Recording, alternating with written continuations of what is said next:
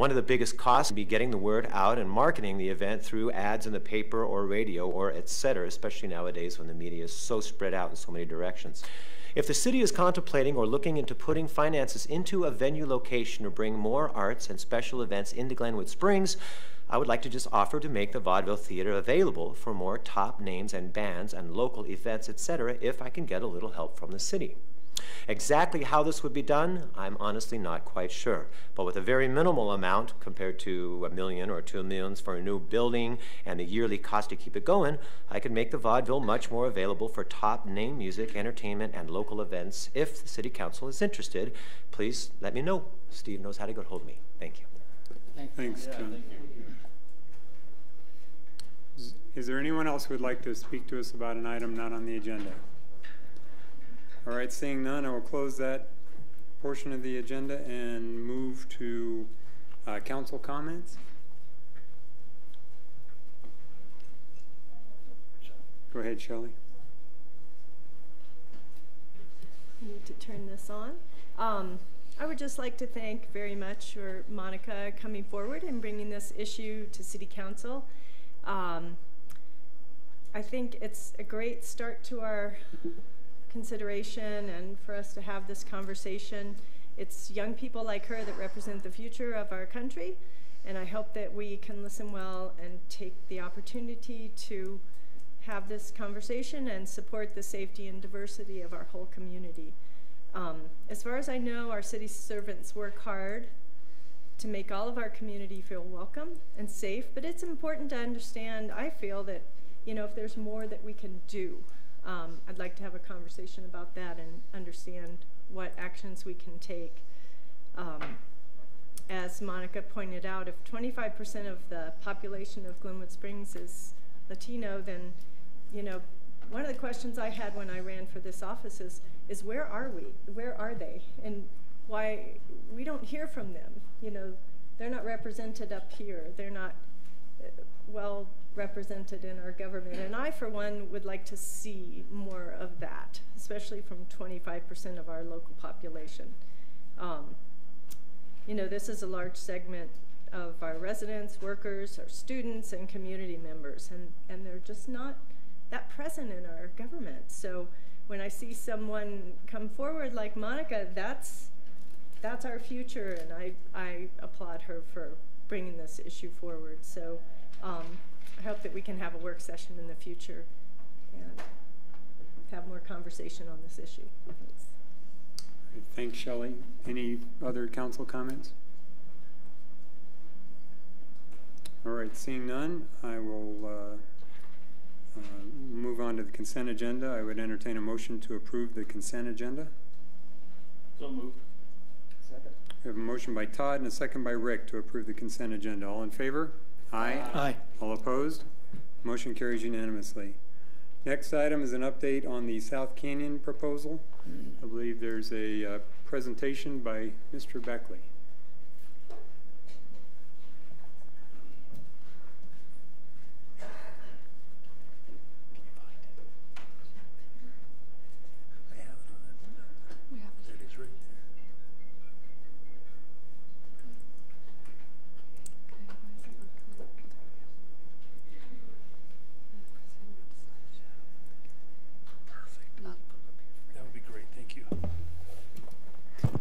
Hello, Steve Beckley, 802 North Traver Trail, Glenwood Springs, Colorado. Thanks for having me today to kind of wrap up this this thing that we've been talking about for the last, I guess, about 6 months. As you know, history-wise, we made a proposal to the city to go out and develop South Canyon, and we got some pushback, so we did a survey, and I'm just going to give the results of the survey and then summarize kind of some of our thoughts. So this is, the first question was, do you want to see South Canyon developed? Interesting thing, 22.2% of the people, there was 512 respondents, so that's a pretty good segment of our population. 22.2% said no, the rest said yes or need more information or some other answer. So in general, it's positive, but there's still a fairly large amount of people that do not want the South Canyon developed.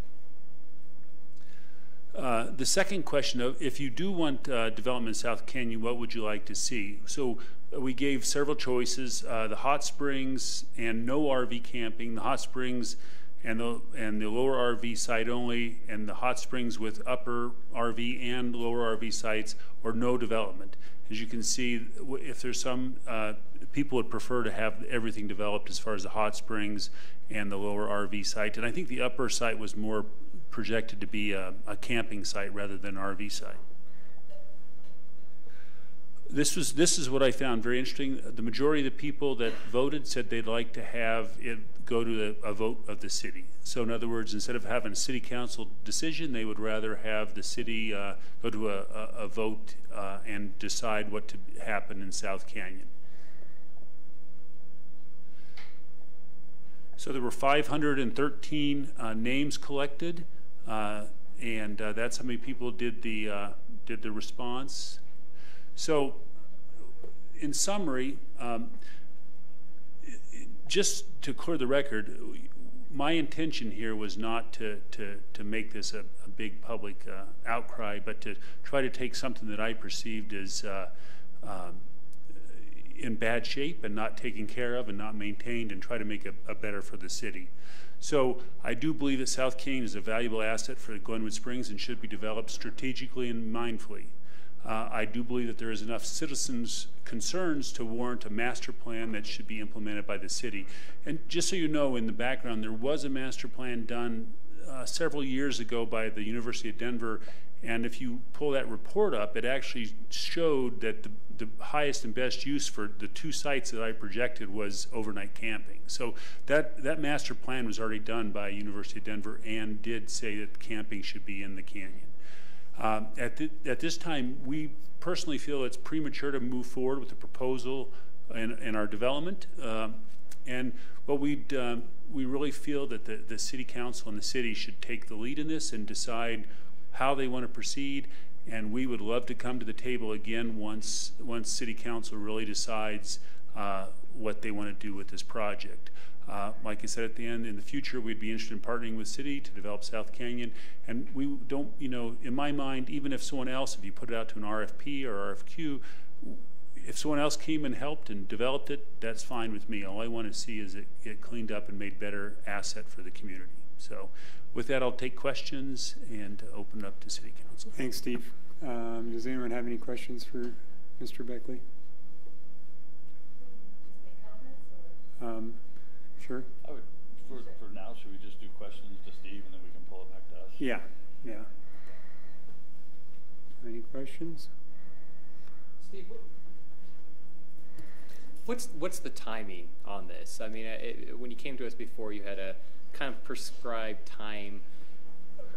Is this something that you can put it on the shelf for a year and then come back to without missing too much of a beat, or Absolutely. Okay. But here's some of my concerns is we're approving uses out in the canyon, such as mountain bike trails and other uses, and the infrastructure is not out there, and some of the biggest fire danger is illegal camping that's going on already in the canyon. As we bring in lots of mountain bikers to utilize this wonderful pass that we're building, there's going to be more and more illegal camping. I don't know where they're going to go to the bathroom. There's a lot of other issues that aren't being addressed that eventually the city's going to have to address these, and one way or the other. So as we develop a master plan, this could, this proposal or another proposal similar to it could step right in and be developed within a year. It's really no big deal. So. And I also already talked to Brian Smith and kind of gave him some insights of where some of the testing needs to happen on the hot springs, and there's a freshwater spring up there. That freshwater spring needs to happen. My proposal would be to take the freshwater spring and have a water collection tank, maybe 50 or 100,000 gallons. That would be a fire mitigation tank, and have some fire hydrants out there and stuff like that. But that could all be stuff that is done with the city or in conjunction with the city. Any other questions for Steve? Oh. So Steve, thank you for doing all this work and looking at trying to make something happen. I understand that you might see this as sort of a holding pattern, or we might now see this as sort of a holding pattern. I'm just wondering from consumer's point of view, i.e. you, what do you see as like a reasonable time frame for the city to come up with a revised plan for South Canyon? Well, I think it's something that we've ignored for too long, and that I think it should be put on the city council's agenda to do as something in the next year to address what, either cleaning up one way or the other, or addressing the illegal camping, or addressing some of the issues and coming up with a way to really make it an asset for the community. So I think it's something that should be a pretty high priority, and I don't think it's that difficult. It just needs to have the city put some effort into it and really make a decision on how they want to use their asset. Okay. Thank you. All right, thanks, Steve. Thank you. Thanks, Steve. I understand that, or recognize that there are people here who would probably like to speak to this item. Being that there is no proposal at this point, I'm not quite sure if that's... I think it's up to you guys what you would like to do. I mean, if people are here and want to speak on it, you may want to just let them speak to the non-proposal, I guess. Okay. If anyone would like to speak to us, Mr. Roll. Thank you. And I apologize, I'm losing my voice, so if it sounds weird, it is weird. I'm Jim Olp. My address is 0301 Melray Road, Glenwood Springs, and I'm with the South Canyon Coalition. And in light of the changes and Mr. Beckley's pullback, more or less, from the plans for development in the canyon, we'd like to look toward the future of the canyon. And I think what we're proposing is going to coincide very much with point number 2 up there on the board, and that is some kind of a master plan. Although we're not proposing you hire a university to do the plan, we're proposing that you use the current stakeholders in the canyon. And I made a list, and I'll hand this out in case you forget all 10 or 11 of them, but we consider those stakeholders to be the city government, which would be possibly someone from the council or Parks and Recreation, the adjacent property owners, Charlotte Hood, Ty Richardson, Heidi Houston, and others, the South Canyon Coalition, ourselves, the Roaring Fork Mountain Bike Association, Colorado Parks and Wildlife, because there's a huge wildlife population out there, Bureau of Land Management, because they own the surrounding properties, the landfill operators, who I know are affiliated with the city, but they have something to say, the gun club, because it seems to me they've been there forever, Garfield County, because they control the road, the railroad, which I put down here, but I'm realistic. I've never seen the railroad participate in anything. So, but we can invite them, what the hell. Unaffiliated Glenwood citizens who are not on any of these things. And finally, the Historical Society or the Historic Preservation Commission. I think that this should be, you can call it what you want. A planning group, we call it a steering committee. We don't care what the name is, but these are all people, stakeholders, who should have a voice in the future of the canyon. And again, I wouldn't hire some outside agency to do this. I think we can certainly do this ourselves, okay? Any questions, thoughts, concerns, etc.? Thank you. And I'll give you these just in case you want to see the list. All right, thank you. Is there anyone else who would like to address their comments to council? Good evening, council. Jennifer Vanyan, 1016 Minter. There's one other person I would like to add to his list, and that's Mr. Beckley. I would be very much, I'd be very happy to work with Mr. Beckley. I think that's important. I'm going to give this to you. This is a survey that we did. Since Mr. Beckley already told you what his survey said, should I read the survey or just hand it. Ask them. Do you want to hear it? It's only 8 questions. It was 220 people in 7 days.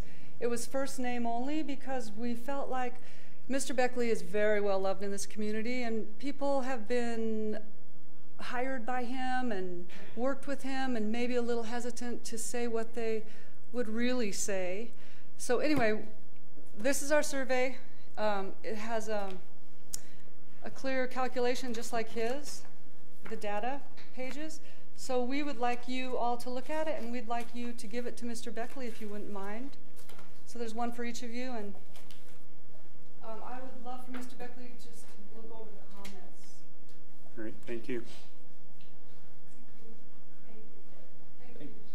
Is there anyone else who would like to speak?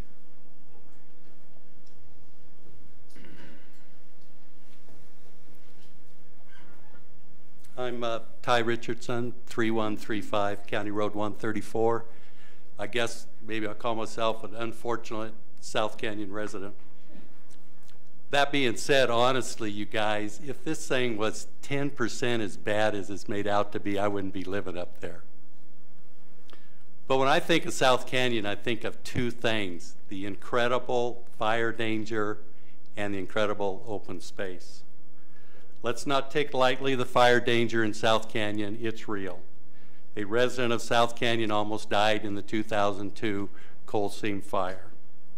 Let's not second guess the safety of the visitors in this canyon. Let's make sure South Canyon is a day use only area.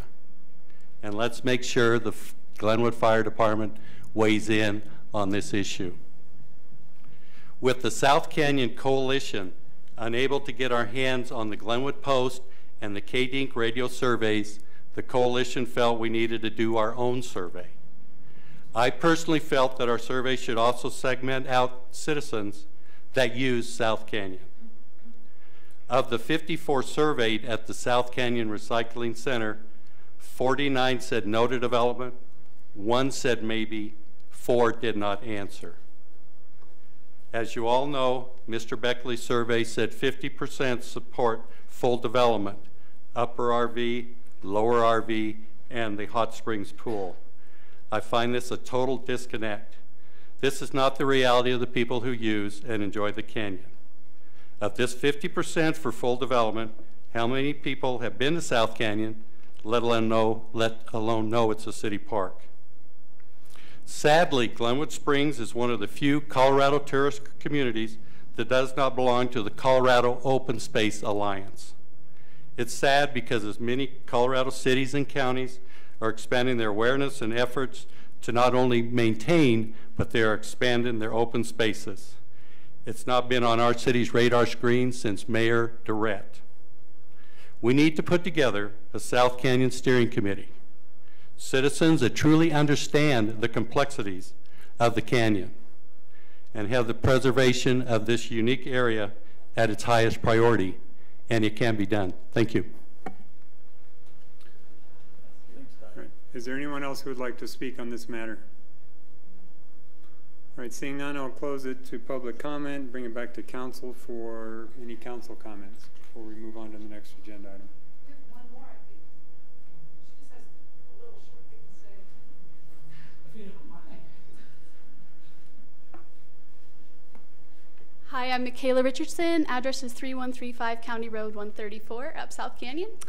And with regards to the backing out of the full development right now, and as we decide what we should do with the canyon, I think it's really important to urge that it's a day use area and also a non-alcohol use area. I think that is one of the #1 problems with South Canyon, and so if we want to do something with it, you have to it'd be very encouraged to make it just a day use area. Thank you. Thanks. Okay, now I will reclose the public comment and bring it back to council for any council comments. Jim. I'm sorry. Actually, Shelley had her button pushed first. Shelley. Oh, okay. I'll keep it somewhat brief. You know, this has been a bit of a painful process, but I'd like to thank Steve Beckley for coming forward with the idea and putting this out there. It's unfortunate that you took some heat for that, because I think there are some very good ideas there, but I think we'll get there eventually.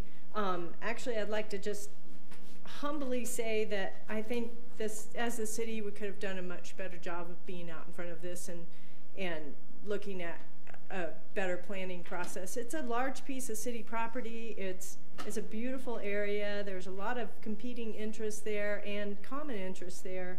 So we need to have a good public process, and a lot of those stakeholders, Jim, that you read right off are right on there, and I think you covered most of them that I can think of, and I just feel like it doesn't need to be a big, huge, expensive process. Maybe, you know, I have confidence in our staff and all the different departments that we can run a good public process and put together a plan to move us forward on the canyon. But I'm sure we'll have some discussions about that, but I think we can get there hopefully in the next year, or within. We'll have to see what the staff bandwidth is to do that, but I think we can get that and then move forward with our plan out there. So that's what my hope is for this. So thanks. Thanks, Shelley. Jim? Yeah, thanks. I guess I'll also be brief. Echo your comment, Shelley, is gratitude to Mr. Beckley. Whether you agree with that initial proposal or not, it certainly put the issue on the table, and that there are issues, in my opinion, in South Canyon that need to be addressed. And so I don't know what the ultimate plan, what development, what it might look like. We need to figure that out. My hope would be maybe a little faster, maybe in the next 6 months, but maybe I'm impatient. And I think figuring that out does need to involve us as the city council, our citizens, those that were on that list, and maybe that last number, the unaffiliated, may be a fairly sizable number. They may not be the ones that have been involved so far, but could be and should be the beneficiaries taking advantage of what's a fabulous city asset there. I'd like to see more than a small group of people enjoying South Canyon. And so I think we ought to get all of those people involved in this process, and we'll have a much better idea. I appreciate also Mr. Beckley's agreeing to kind of step back, let this process and the city council do our job, and yeah, perhaps I wish we had gotten out earlier or whatever. Maybe it would have been a little less difficult, but anyway, we are where we are. We know we've got an issue. We have some opportunities there, and I'm looking forward to tackling them. I'd also like to thank members of the South Canyon Coalition. I spent, when this first came up, I had spent an hour or something in South Canyon since I've lived here. I've probably spent 15 hours in the last 2 or 3 months, including 3 with Ty, who was very generous in his tour. So anyway, I'd like to thank the coalition. I'd like to, again, thanks to Mr. Beckley, and look forward to a broad number of citizens commenting and helping us form what the plan will be. And hopefully we'll have something that we can put on a ballot to the citizens in 6 or 8 months. Thanks. Thanks, Jim. Any other comments? I'll make one follow-up comment to that. I'm kind of hoping we can avoid a ballot, but I guess we'll figure out where we are with that after we go through a planning process. If the community agrees on a plan, then hopefully we wouldn't need to go to a vote, but we'll see where we get to. I'll go ahead and make a couple comments. If this planning process takes a year, fortunately for me, I won't be here in a year. I got, not counting, but 10 months, 30 days, and about 23 hours left of doing this thing. So the one thing that I think that often gets missed in these kinds of discussions is the financial aspect of things. And I know no one likes to talk about money, but money is a resource just like clean air and clean water is a resource. If you don't have funds, you can't do anything. We can't enforce no camping rules. We can't enforce no drinking rules. We can't enforce no dumping, no illegal shooting. We can't improve the road. We can't do anything. So if we don't have the funds, yes. And so that's my premise, is that this was looked at favorably, I think, initially by council, simply because it was self-funded and in fact would generate revenue for the city. Any city-led program is going to require more funds. As an example, we currently subsidize the community center to the tune of about $1.2 million a year. We can't afford another community center. You know, I just think that the practical issue of finances needs to be understood and considered when this master plan is put together.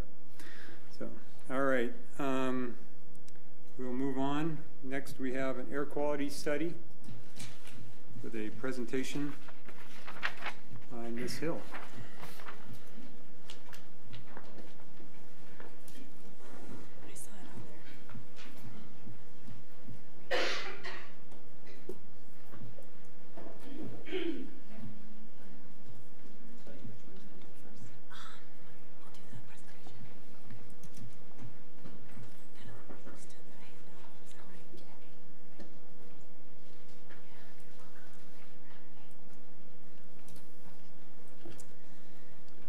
Good evening. My name is Morgan Hill. I am an environmental health specialist with Garfield County Public Health, and I'm here to talk to you all tonight about our air quality program, as well as focusing specifically on the air monitoring that we have done in Glenwood Springs.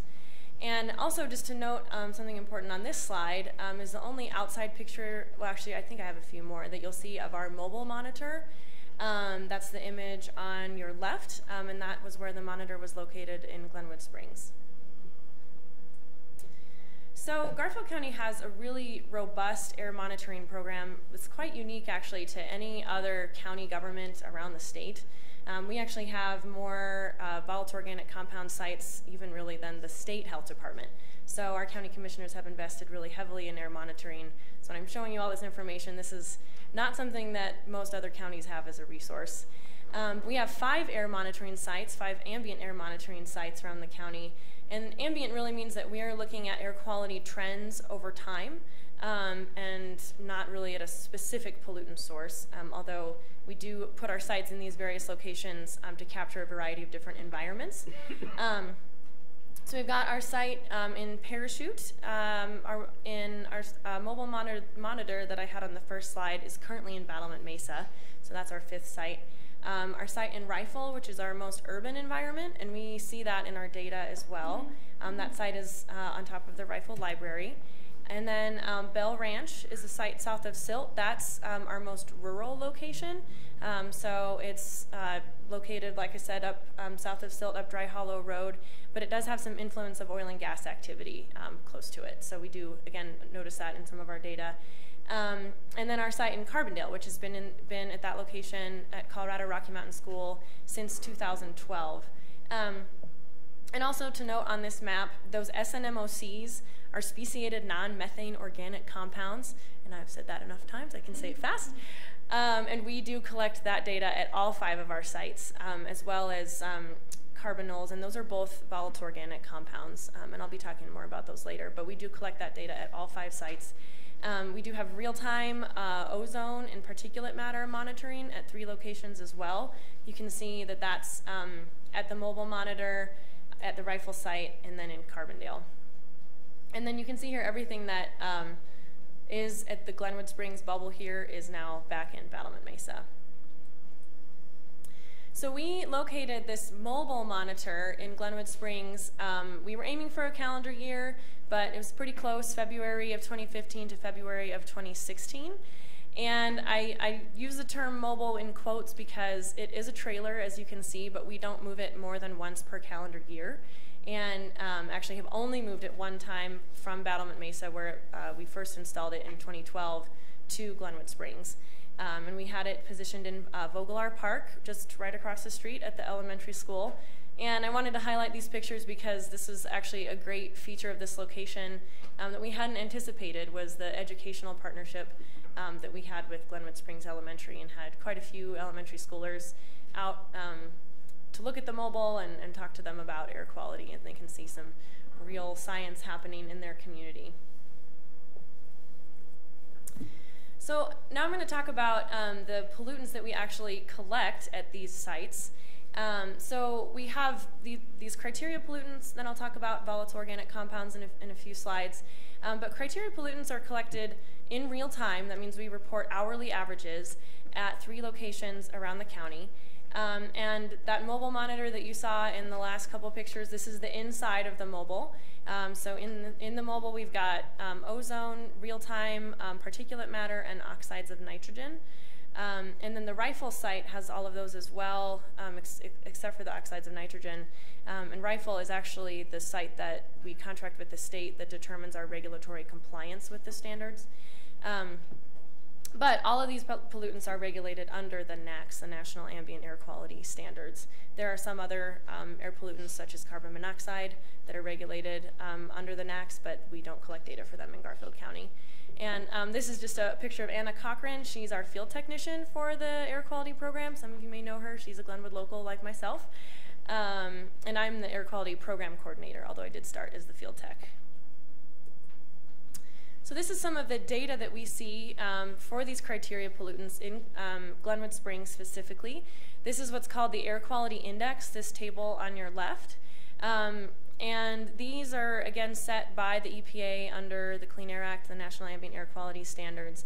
And something really important to note here is that Glenwood Springs spent a lot of days in the good category for all of these pollutants. And actually, I'll note on this slide that we've got these 2 categories of particulate matter, PM10 and PM2.5. And PM10 is particulate matter 10 microns in diameter and smaller. And that tends to be more dust, whereas PM2.5 is PM2.5 microns in diameter and smaller, and that tends to be smoke. So say we had a wildfire event, we would be looking more closely at PM2.5. Like back in, I think it was August of last year when we had the influence of the wildfires from the Pacific Northwest and California, it was PM2.5 that we saw influenced in that data. And we have these other categories here: moderate, unhealthy for sensitive groups. Note you spent no days in the unhealthy for sensitive groups category, at least in 2015. And certainly no days in the unhealthy. And there are even some categories below that, but we don't report those because we've never had any days in those categories, so which is good news.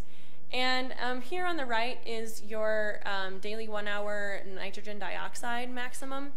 And actually our nitrogen dioxide levels here are so low that the state health department uses them as like a background measure, because we just don't have a lot of those urban influences that nitrogen dioxide comes from. So again, really good news on the nitrogen dioxide front. And we see that in Battlement Mesa as well, really low NOx levels.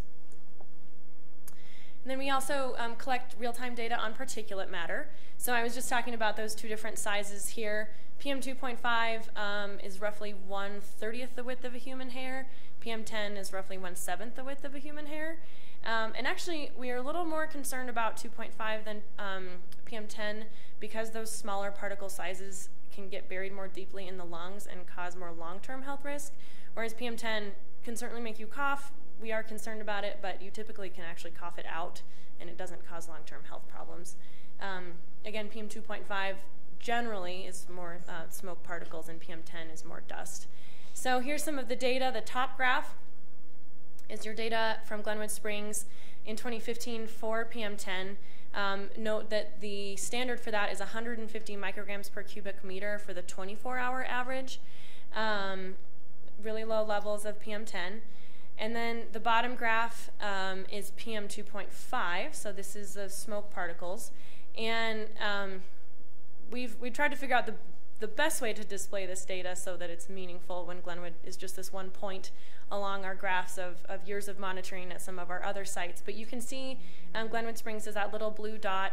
So actually, Glenwood had lower particulate matter levels than a lot of our other sites. And 2012, probably a lot of you remember, I think it was the Pine Ridge fire in DeBeck, and we definitely saw some influence from that fire in our data, and that was why Rifle had that uptick from previous years. This is our data for ozone. So I was just talking about nitrogen dioxide or nitrous oxides, and these actually are one of the main components for ozone. Nitrogen oxides and volatile organic compounds, we say, bake in the presence of sunlight to form ozone. So ozone isn't a pollutant that is emitted directly from any source, but rather is formed in the atmosphere. And so when we talk about if, which we don't, but if we did have an ozone problem, like the Front Range, you can't look at reducing your ozone sources, you look at reducing your VOC and nitrogen dioxide sources. So these are the levels of ozone on that top graph there. This is the daily 8-hour ozone maximum. And the standard for that is 70 parts per billion. And that's actually the standard is, if I get it right, the 4th highest daily maximum over a 3-year average. So we were well within the standards, as you can see in that lower graph for ozone. And the rest of Garfield County stays at that point as well. All of the county is in attainment of the ozone standards. And again, that little blue circle there, which is on top of Battlement Mesa and Carbondale, is where Glenwood fell that year. So then we also collect this data set of volatile organic compounds. Again, those are at all 5 of our sites. And there are 2 categories of these, the speciated non-methane organic compounds and carbonyl compounds. And together, these contribute or mean that we collect data for 90 compounds. It's 78 of the SNMOCs and 12 carbonyls. And 21 of those are considered hazardous air pollutants, so that's why we collect this data. One of the reasons is because they can be hazardous to human health. They do contribute in the formation of ozone, and many of them are also greenhouse gases. And these, unlike our criteria pollutants that we collect real-time data that you can go on our website, which I'll show the link for in a minute, and see at any point in time what those levels are. The VOCs we collect in these canisters, ship them off to our lab in North Carolina, and then get the results usually about a month and a half later. So they're not an instant thing, but they do provide really great data. And they're sampled every 6 days for 24 hours. We put them on a 1 and 6 day schedule so that we can be capturing a different day of the week every time they rotate through. It's not just always on Tuesdays or something. So these are some of the data highlights of our VOCs. And this graph does stop at 2015 because this is what we had, my charts that focused on this time frame. Some of our other charts, again, it's been a little bit tricky to convey this data. But you can see here I circled where your total annual averages fell for VOCs. Again, the mobile monitor is back in Battlement Mesa now. And was located in Battlement Mesa originally in 2011. So really low levels of VOCs here in Garfield County. And you know, this graph I think does show these light alkanes. A lot of them are related to oil and gas activity, and many of them are not hazardous air pollutants. For example, propane is, well, actually a product of natural gas that we use, and although it is not hazardous to human health. So we definitely see lower levels of the light alkanes in the Glenwood Springs and Carbondale sites. And also, something great to note is that we do have obvious downward, statistically significant decreasing trends in our VOCs at all of our sites beginning in 2008. Or, well, really it started in 2008. I think we really saw those go down in 2010. Here are a few specific VOCs. And these are, I didn't focus on ones that are more specifically oil and gas related. We did see lower levels of those comparatively to what we see for the 2 that I use here. Benzene is a known carcinogen. And so, you know, a lot of folks are concerned about that, and we definitely pay really close attention to it. And levels of benzene here are definitely well below any health risk thresholds in Glenwood Springs. You know, and not as different from some of our other sites in the western part of the county, but again, low levels there. And then formaldehyde, which both of these are pretty ubiquitous to industrial activities. They come from vehicles. They do come from oil and gas development. Actually, your most acute benzene exposure source is when you fill up your tank with gas. So I always take a few steps away when I'm filling up my gas tank. But again, just to note that these come from a lot of different things. But that formaldehyde levels were pretty consistent with the rest of the county, but low and not contributing to a major health risk here in Glenwood. So all of this data is available on our website.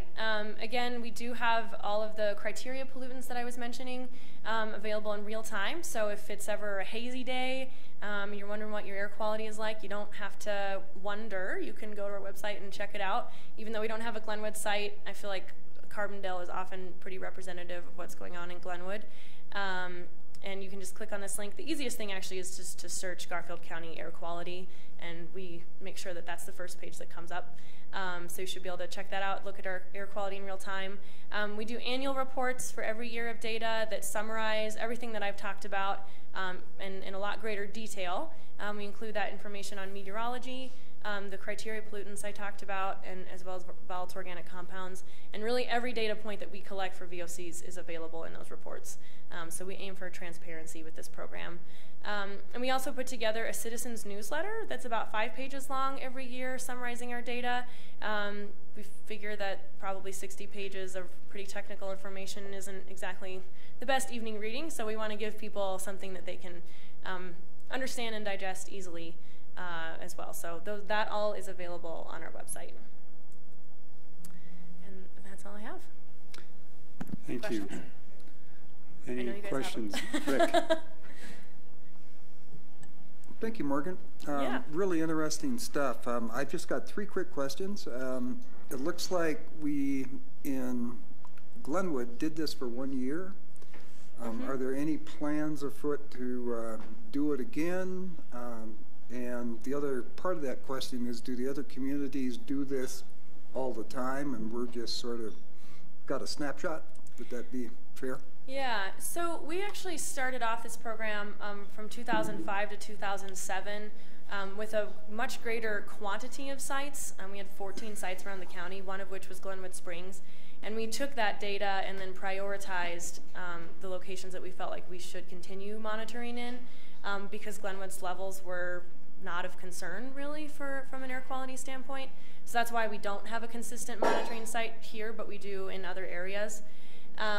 And really when we put the monitor in Glenwood in 2015, it was kind of a like, well, we haven't done monitoring here for a long time, so let's put our monitor in Glenwood, and didn't know at the time that it would be of such interest to the city related to this proposed mine expansion. But I do know that that data is potentially being considered for some modeling and other things like that. We don't have plans to move the monitor back to Glenwood in the short term, largely because where it is in Battlement Mesa, there's just a lot of air quality concerns related to oil and gas development, so we felt like that was the priority. But we're always open to input and can talk about different strategies for doing some air monitoring here again in the future. Okay. Just 2 other questions, and these will go fairly quick. So, what accounts for Glenwood's relatively high ozone level when the other communities maybe aren't at that level? Well, I mean, I think that Glenwood's was, obviously it was a little bit higher in 2015 than we saw at some of our sites in 2016.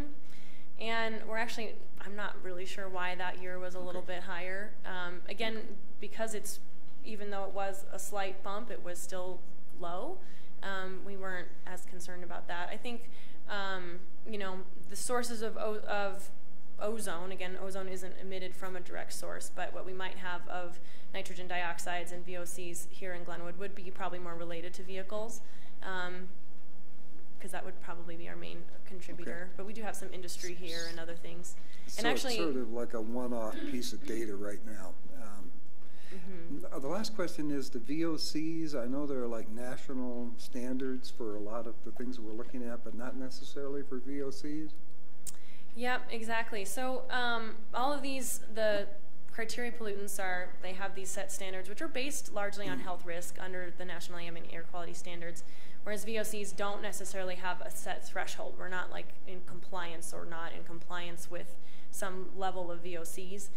We do compare them to health risk values, and some of those are done by the CDC, and actually California has done a lot of research that we use to compare our VOC levels to evaluate how they stand out related to health risk. But again, they don't have a set standard. Okay. Thank you. Mm-hmm. Thanks, Rick. Any other questions for Morgan? Yeah. Morgan, I know other communities in our valley have bans on wood-burning fireplaces, stoves, idling ordinances, things like that.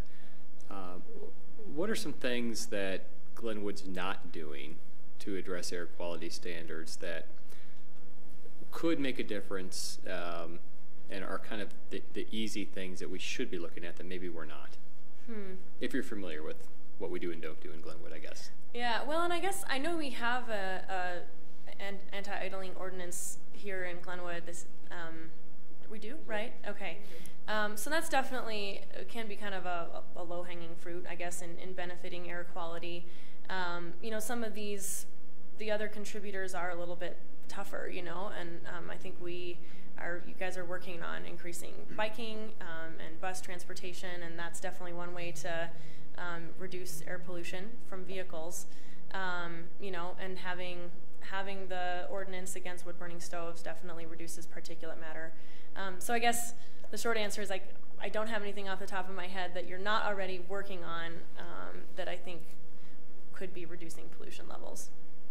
Thanks. When the monitoring was done in Glenwood, do you know where that monitoring was?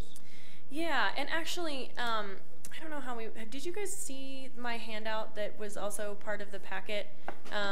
So that provides a summary you all can take home later. I printed out some copies in case you didn't get it, but that just shows a little X for where the monitor was at Vogelar Park, which was just right on the baseball field there at Glenwood Elementary. So again, when we had our students out to look at the monitor, we would sometimes talk with them in the classroom and then take them outside to show them the monitor. So we really, when we pick these sites, there are certainly constraints that we have to use to select them, such as they can't be really close to a large building or trees that could influence how they capture air.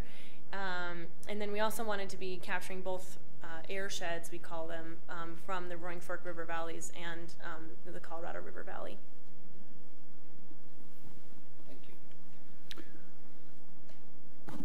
I have a question for you.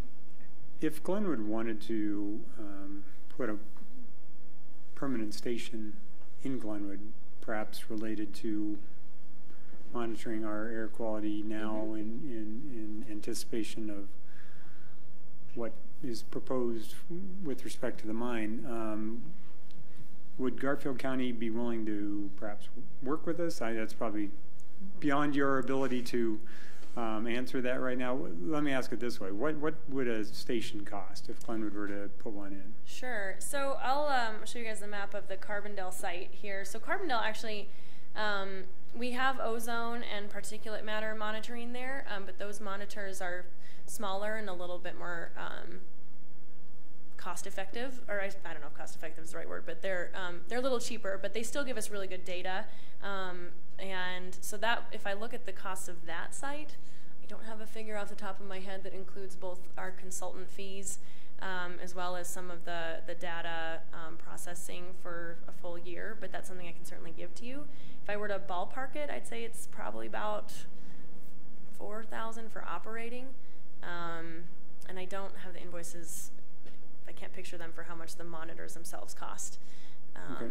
But you know, I would say that it's something that we would be open to working with you on if you wanted to get that site going. I think a lot of our sites have been installed in response to citizen concerns, and so if that was something that the community was interested in here, I think that we would have the staff time to support it if there was some funding contributed. Would be just my initial thought. All right, thanks. Shelley.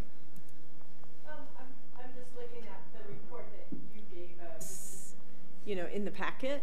And for the particulate matter, it looks like we're below the black line, which is the NOx limit, the 35. On the PM 2.5, I think I'm looking at. How does that compare with that historical data you said? So we had monitoring before, prior to 07, was it? Yeah, 2005 to 2007. And you know, that's actually a great question, and I didn't think to put that analysis together. Okay. That's okay. I'm just wondering kind of if we're in line with the historical, or if we've trended up or down, and it might be good data for us to have, kind of setting what our baseline has been. And I can certainly look into that. Okay. Yeah. Okay. Yeah. And then if we had a Carbondale similar station that would do ozone and particulate, what is the source of the benzene? Yeah. So typically. Yeah, and I think in Carbondale, and even at all of our sites, really, you know, we do have, like I said, vehicles are a big source, filling stations and other industrial activities. I would say those are the main ones. And actually, the county just funded a $75,000 study. It's called the Source Apportionment Study, that is looking to really answer that question of what the sources of our VOCs are. Okay. We probably won't look at benzene specifically because it comes from so many things. Well, I mean, we will look at it, but there are other VOCs that can be attributed more closely to oil and gas versus vehicle traffic. And actually, a lot of VOCs do come from vegetation, about 30%. Okay. Okay. So we really are kind of curious about that question, because we know where they come from nationally. Like, these are just the sources, potential sources of benzene. But we couldn't say specifically what Glenwood's or other areas are. Okay. But again, I think vehicles are probably the main question, or the main source here. Okay, great, thanks. All right, thanks. Any further questions for Morgan? Thanks, Morgan. Yep, you're welcome. Thank you very much. Hey, if you could perhaps get the cost of a Carbondale equivalent facility to us, that'd be something we'd probably be interested in. Okay, I'd be happy to put that together, as well as some comparisons from 2005, because that's a great question. Okay. All right, thanks. Thank you. Thanks, Mark. Okay, moving on to the 4th of July event.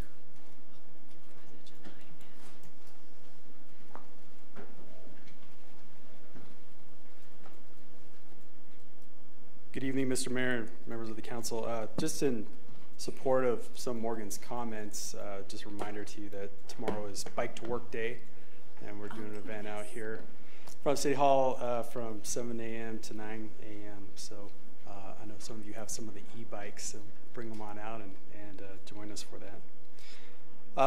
Back in March, we received a recommendation from our fire chief that we do not hold fireworks as part of the 4th of July celebration this year. That recommendation was based off of the SNOTEL data for precipitation in Western Colorado, along with Garfield County being in a US DM D2 level, which is severe drought, which constitutes a high fire risk danger.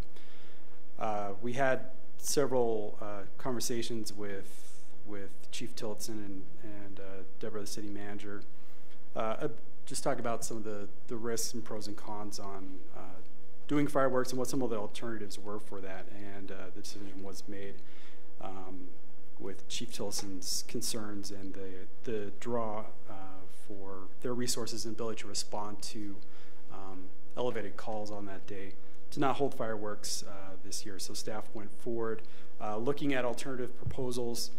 We received a proposal from Nexus Audiovisual for a 15-minute laser light show to include atmospherics and a light display using Red Mountain as a backdrop, choreographed to music. And I'm going to have Pat Miller, our special events coordinator, show you a little bit of what that looks like here in a minute. The proposal is for $14,619 for a 15-minute show.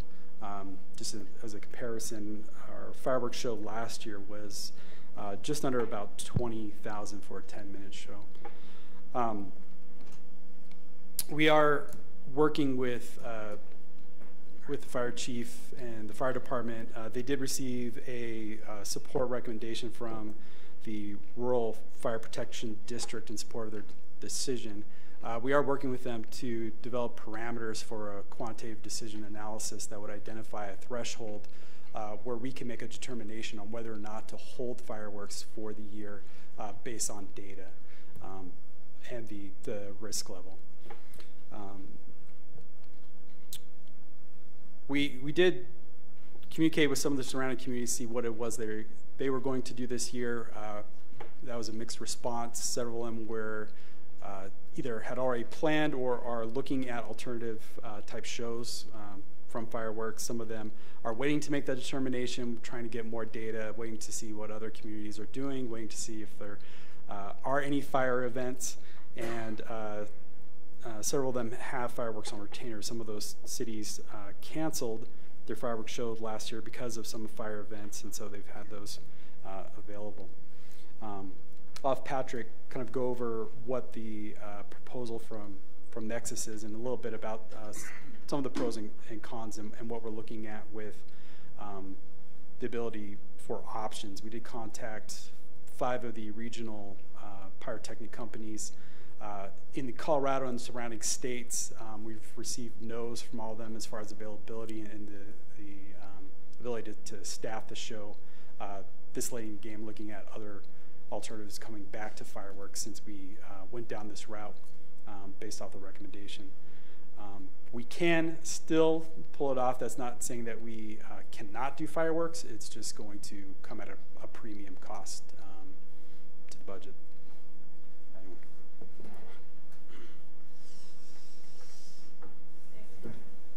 I don't know if many of you have met Patrick. He is our new special event coordinator. Yes. I just wanted to start off by thanking the council for hearing us out today with the firework discussion. And it's actually the firework discussion, right? Yeah, either one. Perfect. I just wanted to start off by saying what is the discussion? We have made changes in the past. We have gone with low firing fireworks. But with the very apparent low precipitation year of this past winter, we have definitely started to look at the options of what we can do beyond fireworks. And as you can see from these 2 photos, we do not want to have any of these wildfires occur. We have been pushing out lots of educational pieces. We have been pushing out lots of different information to our community about the very high wildfire risk for this year with the low precipitation of this last winter and also the very apparent low precipitation of this spring. It's been very dry.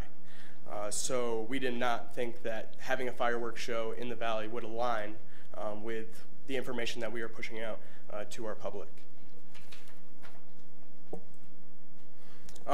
We as the city staff understand that there is a lot of patriotism and a lot of correlation between fireworks and the 4th of July and drawing numbers and bringing people out for a great spectacular show. And as I said, we have made these changes already with low firing fireworks so they do not create such a spark and such a large show. And the real question is, do we think it's enough to make a solid change for the fireworks and the fire risk? So we really have to think about the risk versus the reward of having fireworks. Is shooting balls of flames into the air the smart decision when it comes to the safety of our overall guests and the information that we're pushing out to everyone? And unfortunately, no, we do not think that it is the smart decision to move forward with fireworks, especially when we do have a great alternative for a lesser cost and for a bigger show. And also with fireworks, there is always the risk of cancellation. Even if we do find a company, they bring in premium fireworks. If we move forward and there's still a fire ban during the 4th of July, we might have to cancel. And in that case, we don't have anything in our back pocket. We don't have anything for our guests. So without fireworks, what are the options? And as we said, bringing out Nexus Audio Visual Group, they have worked on such venues as Coachella and also Red Rocks. So they are used to a large-scale venue. And we came to the conclusion that we can provide an amazing show for our guests. And it's very unique. No one else in Colorado, from what we've seen, is doing this. And we have an incredible, incredible execution point with Red Mountain. And with the softball field, we can create an atmosphere above the softball field to project through. It's not the entire show. That's just kind of an added bonus with the fog, if you will, above the softball field. The actual execution point will be on Red Mountain. And there'll be waves of color, it'll be choreographed to music and sound, and we really have a viable option that will not require cancellation, even if we do have a fire risk. So the details of the show, as you could read here, these are the specifics sent in from the invoice from the Nexus group. They will bring in 6 22-watt light space lasers to project onto Red Mountain. That will create an entire spectacle of about 1,200 plus square feet as their quote-unquote screen, if you will. They're also bringing in uplighting under trees and along fence lines to really enhance the show and make it seem like an overall show for the people. It's not just one firework display in one area. It is Red Mountain. It's above the softball field. It's under trees. It's on the fence line. It's an overall show in the entire park. And just to go over some of the pros and cons of the laser show, obviously the pros, there is no fire danger with shooting these lasers onto the Red Mountain. There's no heat index with the lasers. It's not that kind of laser. It's very unique, and it's a built-in fail-safe, even if we do have the fire risk. We as the city definitely would benefit with this share-worthy event. Definitely there's a huge push with social media and experiences that people can share and entice people to come here. It's a parallel, if not cheaper cost to what the fireworks would cost. As Brian mentioned, we were just short of $20,000 for a 10-minute show. This would be $14,000 for a 15-minute show. And it would hopefully add a lot of value to people's 4th of July experience. It speaks to all generations. We would be playing a mix of classic rock and country and classical music. It would be no hip-hop. It wouldn't be an EDM show or a techno show, as some people think about when they think about laser shows. And it could be a viable option if we continue down this road of having wildfire dangers. We've had a drought season for the last 12 years, and this might be one of the worst ones yet. So if it is something that is a spectacle and people enjoy and share, it could be something that is an option down the road. So we could do a hip-hop show later? That's the council's discretion after they see the first one. Was that Todd's recommendation? And a major piece of this is that we do rely a lot on the police and fire staffing for the fireworks. We create a human line of these personnel next to the fireworks, making sure that our guests do not go out there and do not get hurt by these fireworks. And that draws a lot away. If there is a fire, if there is an emergency during this day, they're all in Two Rivers Park. They are not at the station. This would be a huge disconnect between the risk of bringing them all out. With the laser show, they would not need to be there in the abundance of numbers that they have. To go into the cons, it's not fireworks. It's not a huge explosion in the sky that gets the oohs and ahs, and you know, really, people know the tradition with fireworks on the 4th of July.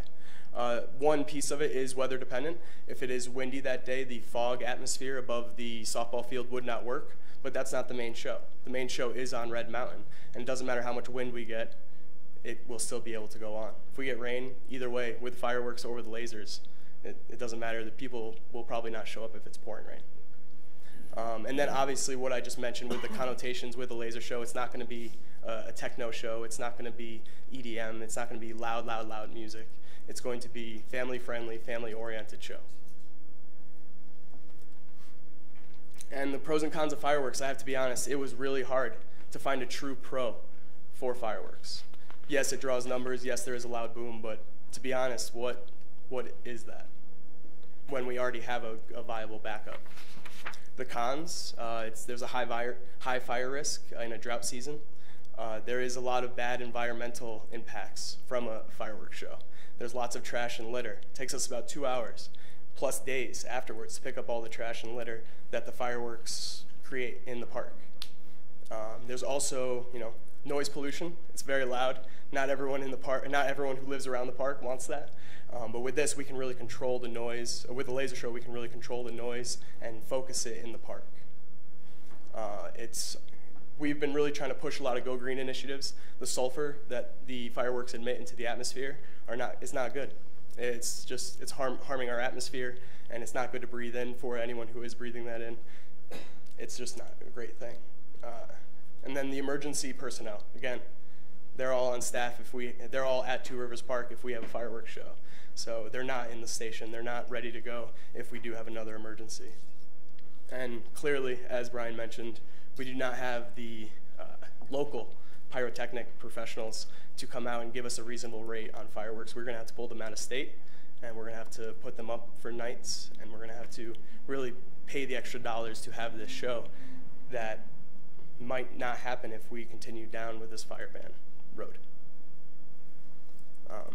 I'll let you guys watch these. These are all just examples of small snippets.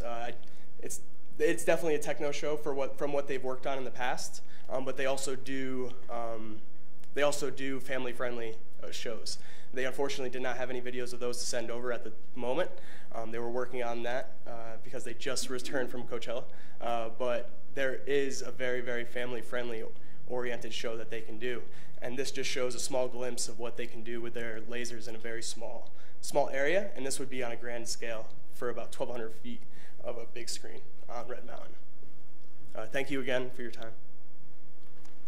If council has any questions, I'm happy to sit down and let Chief Tilson come up and take the heat and answer this.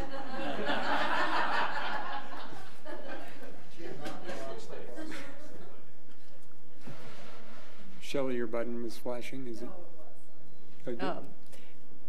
So I just had a question kind of on the music. I know it's a Summer of Music night, and I don't know what the plans are that night or who's playing. If it's Symphony in the Valley, traditionally we've had them play at 4th of July. Will that be going on this year? Do you know? So this is an oddity of a year with it falling on the Summer of Music night. Right. The Summer of Music has actually already booked their shows for that evening. Okay. This is the one year we will not be utilizing the Symphony in the Valley just because for a 30-piece band, it's a little bit much for a 15-minute show to bring them in, set them up, and we wouldn't even have the stage to utilize because those other bands would be utilizing that space.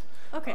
So they have a music lineup, but unfortunately this year we are not bringing in the Symphony in the Valley. Okay, that makes sense. So then when the laser show comes in, they do their own music? Is that how that will work? Okay. Yeah, the laser show will provide that music choreographed. So basically in partnership with Summer of Music, they'll be providing the stage entertainment and the vendors there in the city will be doing the field entertainment and the show finale. Okay, great. So will the laser show part have kind of a 4th of July patriotic theme kind of?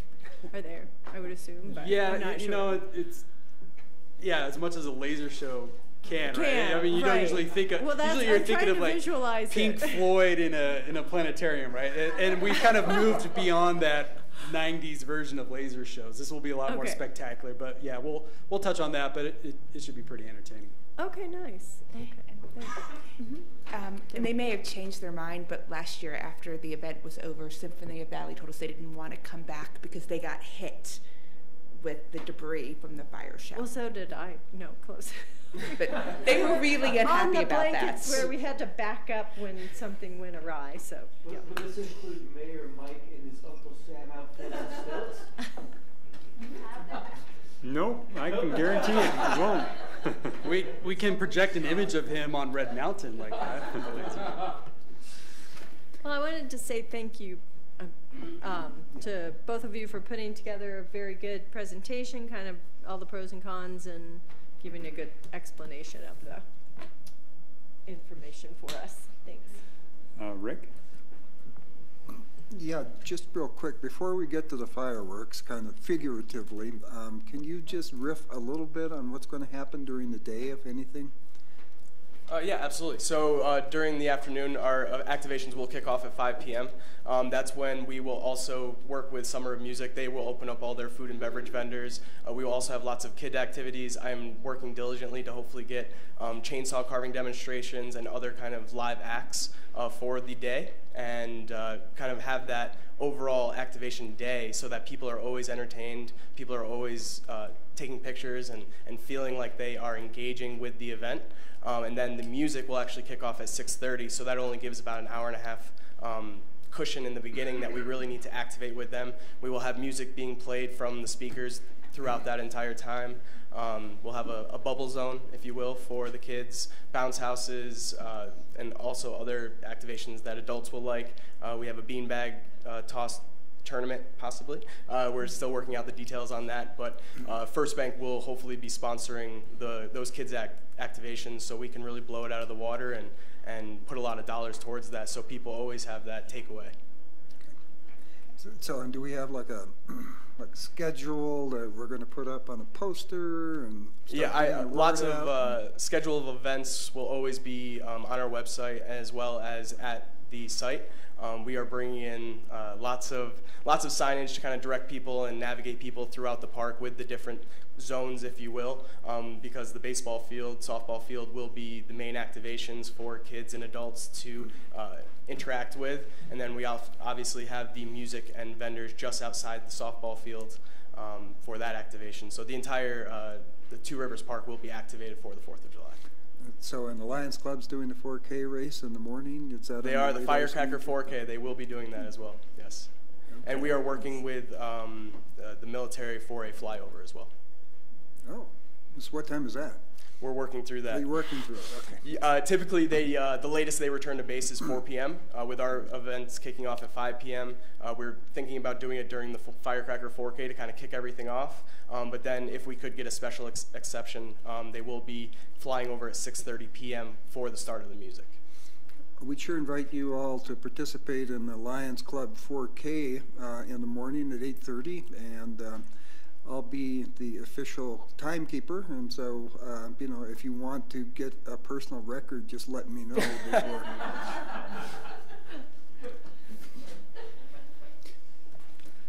Thank you.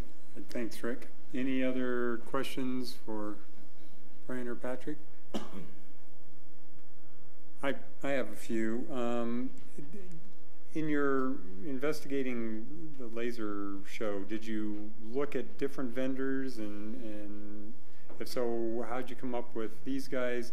The reason I ask is about the same time that, or just very shortly after our last council meeting where this issue was first brought up, a gentleman named Vincent Smith, who's the general manager at the Land Rover dealership, sent an email out, and he offered to do a little bit of research about other options as well, and he came up with a laser show company that does a 20-minute show for $12,000, and so and he sent some YouTube presentations of that, and I was just curious how we ended up with deciding on this one. I think the main idea in my head was to blow it out of the water for this first year. And if we are going to replace something as traditional as fireworks, we really need to kind of knock the socks off our guests. And the additional uplighting, the additional fog lights, or the additional fog atmosphere, and all the lights kind of around the fence line and under trees, and then also any kind of safeguards that we need will be included in that price. I'm not sure with the quote that you received if any uplighting or fog machines or any of that was included. I know that he indicated that they would have been displaying their show on fog. They would have been producing the fog and then doing the show on the fog is the way that they do it. And also something that is not typical is to utilize 6 lasers. Typically they utilize 4, and it has a good show, but with the backdrop of Red Mountain, it's a huge screen, if you will. And to really kind of illuminate that entire mountain, it will utilize 6 of those 22-watt lasers. And then with respect to the sound system, you mentioned going to Pink Floyd concert. Imagine going to a Pink Floyd concert. You can't quite hear what they're singing or what the music is sounding like. That's kind of our sound system that we have. Do we have the ability to rent a sound system that, if we're going to knock people's socks off, the sound does need to be, Yeah, and not sounding like it's coming out of 10 iPhones or something Absolutely. like that. You know? And that's actually something that was included on that quote from Nexus is additional audio. They will put tower speakers on the fence line as well to kind of really project. And what we really wanted to do is not have people get up out of their seats and move to the softball field for the show. It's going to be simply turning around and watching this entire show. So with the audio in that main area already, and then additional audio from Nexus, we really hope to amplify that entire space more than the Summer of Music would. Okay. Any other questions? All right, thank you. Thanks, guys. Is there anyone from the public who would like to comment on this item? All right, seeing none, I will close it to public comment and bring it back to the council for discussion and or a motion.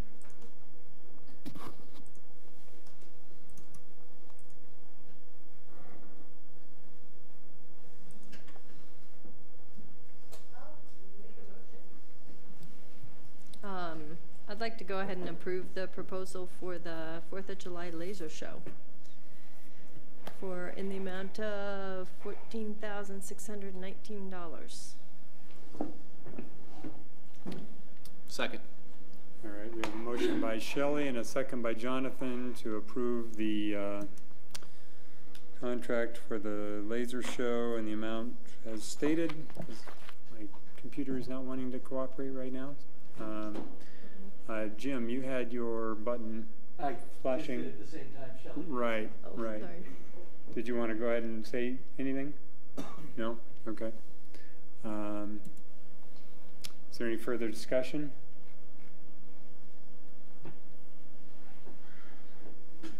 All right, seeing none, let's go ahead and call the question. Ingram, yes. Goldish, yes. Davis, yes. Gamba, yes. Leahy, yes. Voorhees, yes. Kaup, yes. Motion passes unanimously. Thank you, guys. All right, thank you. Thank you. All right, moving on, we have a presentation on the Enterprise Resource Program update.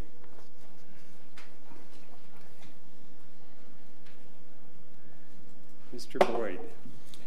Good evening. Okay, just wanted to give you guys kind of a quick update and tell you where we are with this. You know, I've been here for a year or so, and you know, from my perspective, the biggest problem that we have, the biggest challenge we have is communicating, you know, internally. We don't Among have us too, so it's... Yeah, right.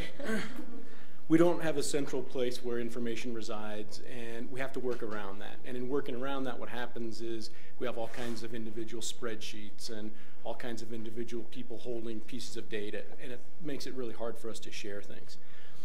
The solution to that, as you know, is Enterprise Resource Program. The system that we use now was put in sometime in the 80s.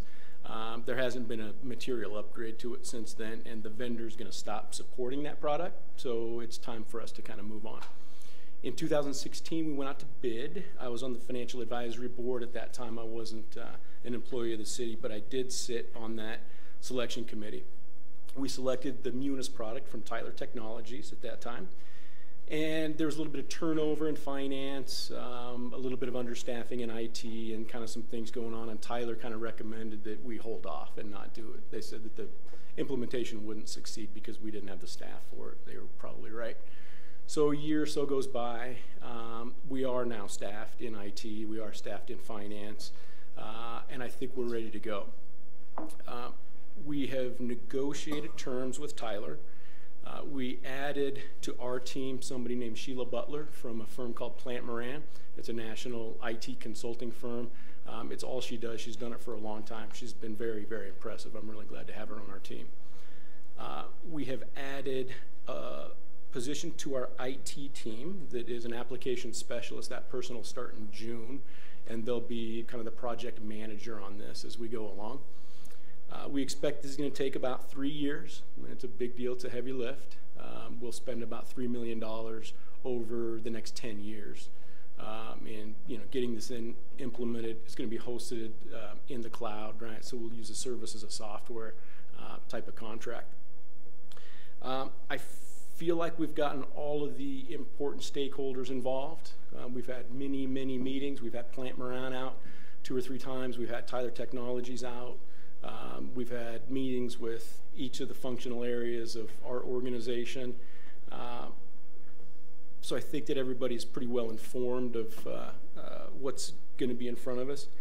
It's going to be a big deal, and it's going to be kind of hard. Eric and Yvette and I have all spent lots of time talking to other people at conferences and in other areas about what their experience was and how it's gone, and we've taken their advice, and I feel like we're in as good a place as we can be going into this. So knock on wood, it'll go okay. We have essentially a final version of the contract with Tyler, which is what is in your Dropbox, and the investment summary kind of goes through and shows the numbers. The contract with Tyler over 7 years is going to be about $1.35 million, something like that. We're going to have, that'll change a little bit over the next couple of years. We may make decisions to add or drop a module here and there, but that really should be pretty close. It won't be materially different from that unless something comes up that's kind of unexpected. I put in the memo that I gave to you guys, the budget for the project. We're going to come in under that in 2018. I don't see any reason on the horizon to think that we're not going to make this under budget and bring it in on time. So I wanted to give you guys a chance to ask any of your questions, give us any of your feedback, and hopefully you'll give us the thumbs up to keep going. I have a question. Go ahead, Todd. So I was reading your project risk, and one of your project risks was morale issues caused by workload and resistance. I mean, I definitely get that being my age. When you start throwing this technology at me, I'm just like, you gotta be kidding me. I'm not doing that. I take it is everyone kind of on board with this? Because it's it absolutely needs to be done. I feel for the people that are that are my age, if you will, and going, oh my gosh. Yeah, and we're coming a long way. I mean, from 1980 something to today is, I mean, we're basically crashing the house and starting over again. This organization doesn't always deal great with change. Well, from the 1980s, I'm surprised they still support us. I'm surprised they're still here. And they really sort of don't. I mean, they don't like us really very much. But, that was back when Apple had a 7-inch screen. Right, right. And it's like a green screen and this, whatever. Yeah, good point. That's a real, I think that's a real issue. And I think we've been careful to make sure that we've gotten out in front of this with everybody. I think that both Eric and Yvette are absolutely on board with what that change is going to mean. The three of us are going to be probably most impacted by this. We have trainers, ready, to answer all these questions that are just going to be frustrating at first. Yep. I mean, this implementation has been done a lot of times before in a lot of places, and Tyler Technologies is very experienced at this. They're a publicly traded company. We're right sort of in their sweet spot. We really like both the implementation consultant and the sales consultant that we've had over there. They've got a good relationship with us and with Sheila and Plant Moran. All of our department heads have been briefed. Everybody's on board. We've got a really good team internally. Like really good, and I think everybody's up for the challenge here. And I will say, this last year has been tough. We have been somewhat spectacularly unproductive as a result of just not being able to talk to each other. We make too many mistakes. Nobody knows what anybody else has done. Deborah's like, yeah, don't tell them all that. But really, we have good mics now. Oh, my mic is still on. No, we will be a lot better. And when I say unproductive, we're getting stuff done. But everywhere you go, it's a heavy lift, and we can't encumber funds. And I bug the heck out of everybody for where are you on your fund? Are you going to come in on budget? A lot of our department heads won't even take my phone call anymore. They're like, yeah, here we go again. So yeah, I think we can manage the employee morale thing. And it's something we've given a lot of thought to. And honestly, we don't really have much of a choice. You know, we're jumping, like it or not, right? Rick? So I really have to celebrate your courage in taking this on. I mean, this is, you know, big work and over a period of years, and I've watched this happen in several organizations, and I know there's, you know, a lot of pitfalls there, but the end result seems to be more efficiency in city government and quicker workload and turnaround for user requests. I'm just kind of curious, Steve, so would you call this sort of a cloud-based ERP, or is it, you know, are we storing everything here? No. No. No, this will be all hosted on-site with Tyler Technologies, and yes, I guess you would call that the cloud? That's the cloud, yeah. So, yeah, our contract is service, software as a service. So they host it, they do the upgrades, you know, they're responsible for all the, you know, confidentiality and data breaches and that kind of stuff, yeah. And so, as this all sorts of unrolls, you probably had some good conversations with the vendor about, you know, sort of the add-ons and, you know, but my experience is that they'll sell you, you know, sort of a light bulb, but if you really want the full display, you've got to, you know, pony up at different places. And we've already anticipated where we might need new modules to make this happen, and we've baked that into our cost proposal, I believe. So when I started here on my third day, Bob Farmer was the IT guy at the time, and he came and told me, so I'm leaving at the end of the month, right? And we, you know, Eric got promoted into his seat. We kind of scrambled to look around and bring a consultant out. We sat down at 8 o'clock on Monday morning, and Yvette and Eric and I, with other people in the organization, went through every single piece of the organization. We designed all of the workflows that we feel like we're going to need. We captured kind of the current or existing workflow. We have had dozens of hours of, you know, conversations with our consultant, with Tyler. I feel pretty good that everything we're going to need is in here. There may be a couple of little pieces that we pick up. You know, we may decide that, you know, we want to get the CAFR builder module or something and pay $3,000 to do that. Today I feel like we can do that, you know, more efficiently. So there may be a couple of changes like that, but I don't expect that we're going to see anything significant. I think everything is in here. The exception to that is the asset management piece that I kind of talk about in my memo. So one of the other pitfalls in the ERP and buying one is the tail sometimes winds up wagging the dog, and so you find yourself doing a whole bunch of stuff that you've never done before in order to feed the ERP. And so what are your thoughts about that? So we're really in a good position in that we get to build this however we want, right? I mean, we get to design this to fit our organization. And, you know, we have started to go through, and this is what's going to be the heavy lift. We're going to spend a lot of time sitting down in small groups, figuring out, okay, who needs to talk to who needs access to what, who needs to be able to change what, when, and where. So we'll design all of that kind of piece by piece. In some cases, we'll have to kind of change what we're doing to fit into the software a little bit better. But that's what this is for. I mean, it's a custom implementation, and you know, with all the stakeholders at the table, I think that we can get through that.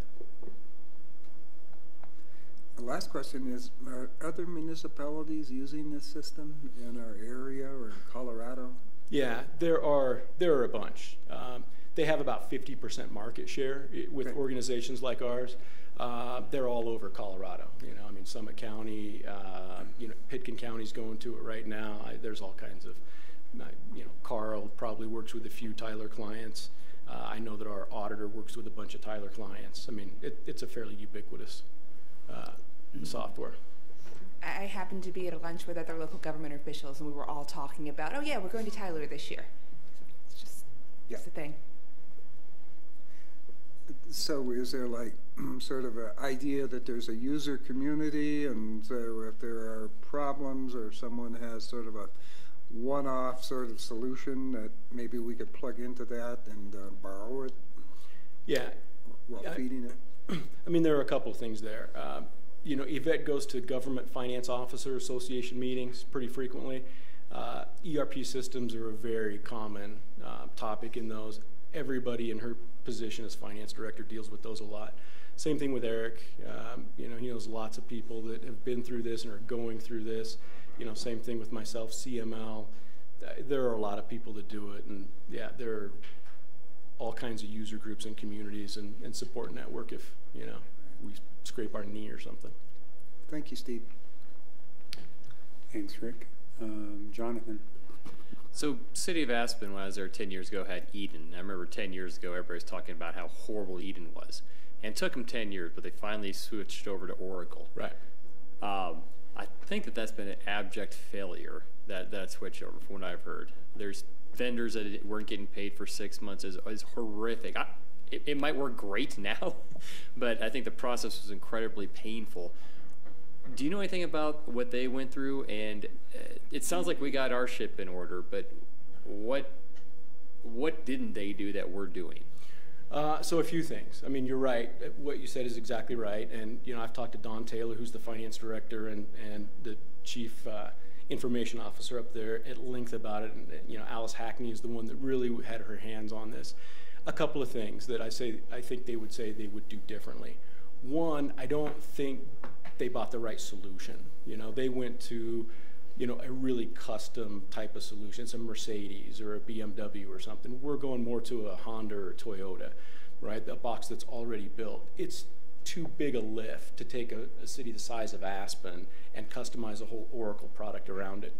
They also, I think, would say that they weren't prepared for it in terms of staffing. They didn't have an external consultant that did this for a living, that knew the contract, that knew what to argue about and what not to argue about. They didn't have somebody that could stand between them and the vendor. And when that happens, you can have, you know, you have a tendency to get bullied a little bit because you get into it and, you know, everybody knows you can't turn around now, you got to keep going. And when that happens, you know, you have, I think there's a tendency for the cost to go up a little bit. And so, I mean, I think those two things were the primarily would be their complaints. And we heard that over and over and over again. We heard the same 2 or 3 things. You know, every time somebody went through this, they said the same thing. We didn't budget enough money, we didn't budget enough time, and we didn't have somebody who really knew what they were doing that was a consultant that could help us, you know, negotiate the contract, write the scope of work, and then hold everybody to it. So we've tried to learn from that. Right. Thanks. Shelley?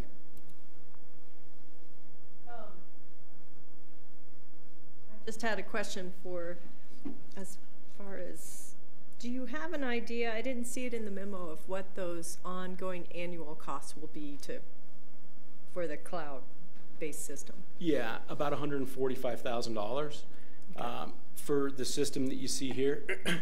That doesn't include asset management. So we've got a little bit of additional money in the budget for asset management. They do have an asset management module, but we're not there yet. There are other third-party solutions that may or may not do what we need them to do and can interface and integrate with Tyler that'll be less expensive for us. So that part of it we don't know for sure yet, but you're looking at about $145,000 for what we're seeing here. Okay. Potentially we might have that savings, I guess, hopefully, and productivity once getting this system in place. I mean, I could see that, knowing what kind of the state the system is in right now. Yeah, so. I mean, the system really is pretty bad, and you know, it has led to a lot of inefficiency. And I think, you know, we're not going to lay anybody off. There's not going to be anybody that, you know, we're going to be able to just cut because we've got this system.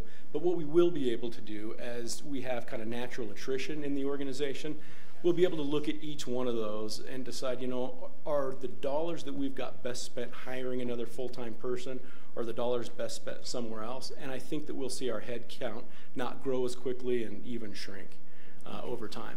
Don't hear me say we're going to go lay anybody off or fire anybody. That's not what this is about. But I'm really looking forward to being able to get more timely reports on, you know, finances and things that you're not able to do right now. Yeah, so that'll be great. And it will be great. And you know, I really wish every time we have these meetings, I wish I could come up here and tell you guys exactly where we are. You know, this is what we've spent, this is what we've encumbered, here's where we are against budget. And even before I took this job, you know, I heard Charles complain about that, who was me before me, and I thought, yeah, it can't be that bad, you know, you get that together. Charles left for a reason. Okay. So my other question is, where are the capital costs coming from? The 1.35 million. Capital projects.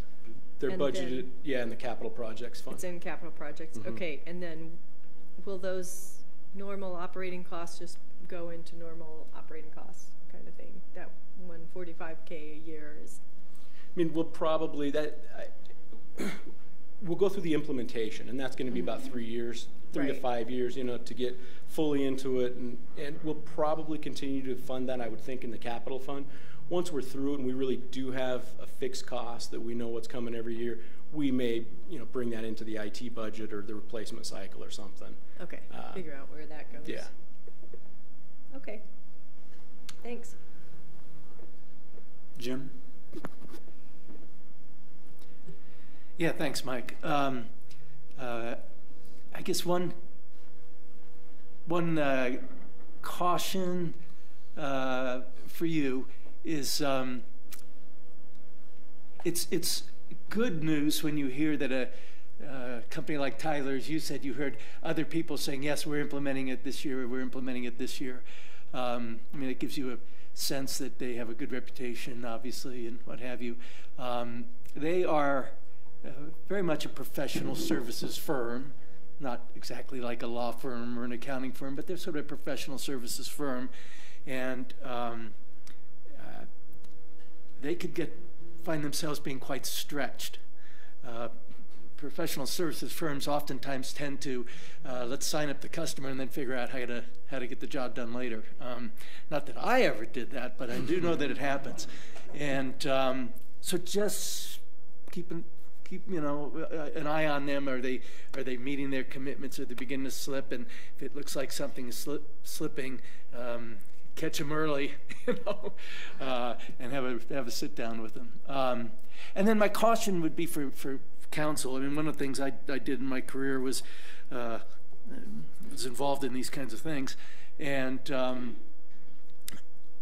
you know, staff says that they are well positioned to be on time and on budget, and I don't have any reason to doubt that, and I can imagine a better group to try to do it, but there will be setbacks. So my caution is for us up here, be prepared for some setbacks. They will, I don't know what they'll be, what the nature will be.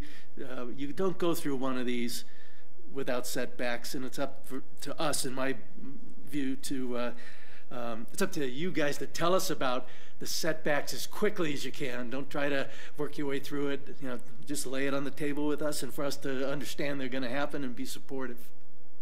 Thanks.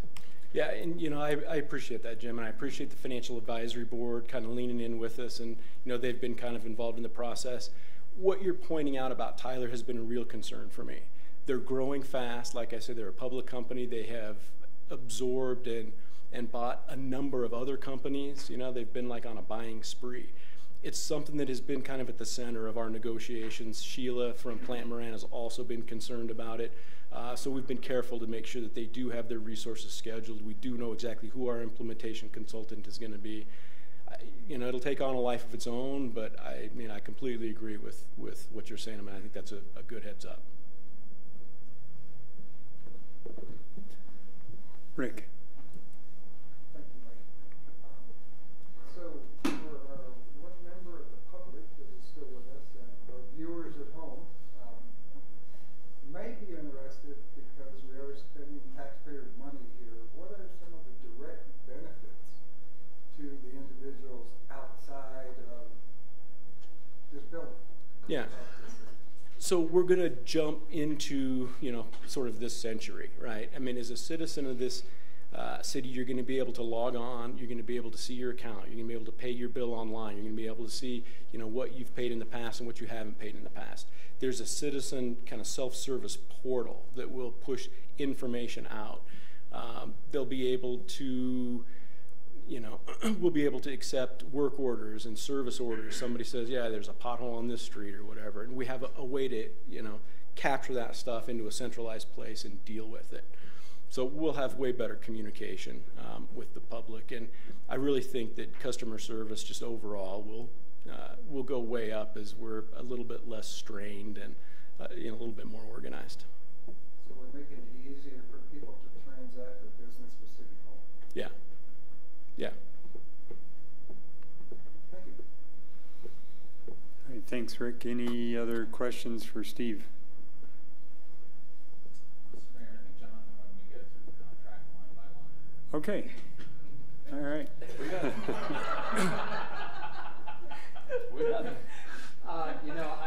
I think we can do that offline, Carl. We got 3 hours. I'd go for it. 3 hours and 12 minutes, I think. Yeah. So. Actually, Mr. Mayor, I think we only have about 28 minutes. Well, aren't you going to go through the whole tax standardization thing in a minute here too? Yeah, could you on page 27 of the contract, I had a question about this one clause. Yeah, never mind. At this point, I'm going to kind of defer to Carl. Where we are right now is that we've got a contract, we've got a scope of work, we've got an investment summary. It is nearly complete. There are going to be a couple of little changes to it. The only changes to the cost, I think we're going to add one additional cashiering station so we have a backup. And we may add a couple of seats to a portion of it for our utility billing people. That's about it. Sheila has a couple of comments that I think are not material in any way, but will improve it a little bit. So that's where we're standing right now. Certainly. Yeah, I mean, I think the issue is this is something that I believe we were budgeted for this year. Mm-hmm. We were coming in under budget. Mm-hmm. I think you guys, if you want to authorize execution of the contract now, understanding what the scope is that Steve's gone through, I'm comfortable with that. Or we could bring it back in on June 7th for formal action. I can't remember when we're trying to get this started. I mean, we're ready to go, and they won't actually set and commit their resources until they have a signed contract in their hand. So, I've been through the contract. All of that piece is done. So, I'm comfortable moving forward with you guys. Just so we would put a copy of the contract, because it turns out they want to share it to look at it instead of putting out paper copies and email drafts back and forth. It's very strange. I don't understand it, but I appreciate not getting a paper copy of the contract. We're moving forward. yeah, no, anyway, so I'm comfortable with you guys want to take action on this, authorize execution of the contract and move forward with that. I'm good with that. Okay. I will open up for public comment if anyone wants to. Jennifer, if you want to ask anything about this, no. Okay. Since you're the only public here, Jonathan. I think that I will probably not read every line by line of this contract between now and June 7th, and I think if Carl and Steve are both very comfortable with where we're at, I would make a motion to move forward with the contract. Is that enough of a motion, or do I have to specify an amount? Now is when you read the contract. We have to pass it, and then we'll read it. Is that? Authorize staff to execute the contract. I will authorize staff to execute the contract in that motion. Thank you for the friendly amendment, Deborah. All right. Second.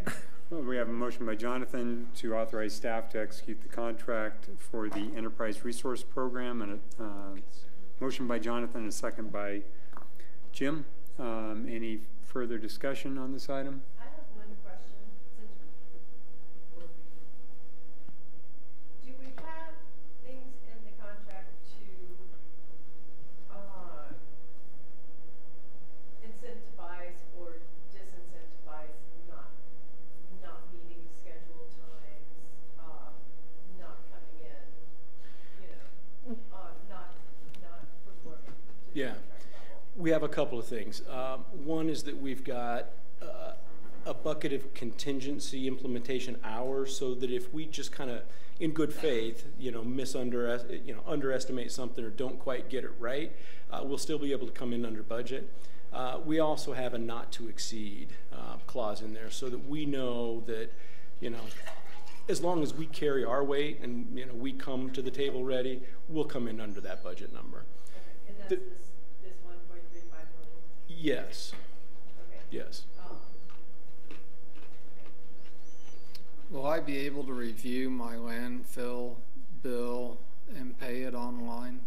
You will be able to pay your landfill bill online in a couple of weeks. And will it eliminate those 20 invoices I get from the city in the mail every month? Yeah, you won't have to get 20 invoices in the mail every month anymore. So it'll save us a ton of money on postage. Ton of money.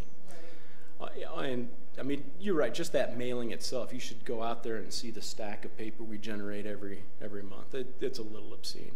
Yeah, I think paperless billing is good. Well, no, just to me, you're spending $5 a month on just the stamp. Have been for a long time. Yep. We can take that out of your check. Quick to spend other people's money. All right, any other questions or comments? Yeah, it'd be good to get maybe just a quick verbal report, maybe once a month, maybe for you, Steve, or for you, Deborah, about how all of this is going. No big formal reams of paper as big as a contract, just letting us kind of keep our pulse on how this is holding out. Thank you. All right, so the motion is to authorize the staff to execute the contract for the Enterprise Resource Program update. All right, any further questions or comments? Let's call the question. Ingram, yes. Goldish, yes. Davis, yes. Gamba, yes. Leahy, yes. Voorhees, yes. Kaup, yes. Motion passes unanimously. Thanks, Steve. Thank you. Thanks, Steve. All right, next item is ordinance number 11, series of 2018, and ordinance of the City of Galena Springs, Colorado, amending section 070.040.130 regarding the regulation of short-term and accessory tourist rentals in the city.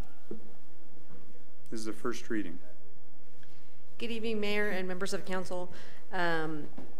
This ordinance is to make a change to the vacation rental language in 070-040-120 and 070-040-130 of the municipal code regarding both accessory tourist rentals and short-term rentals.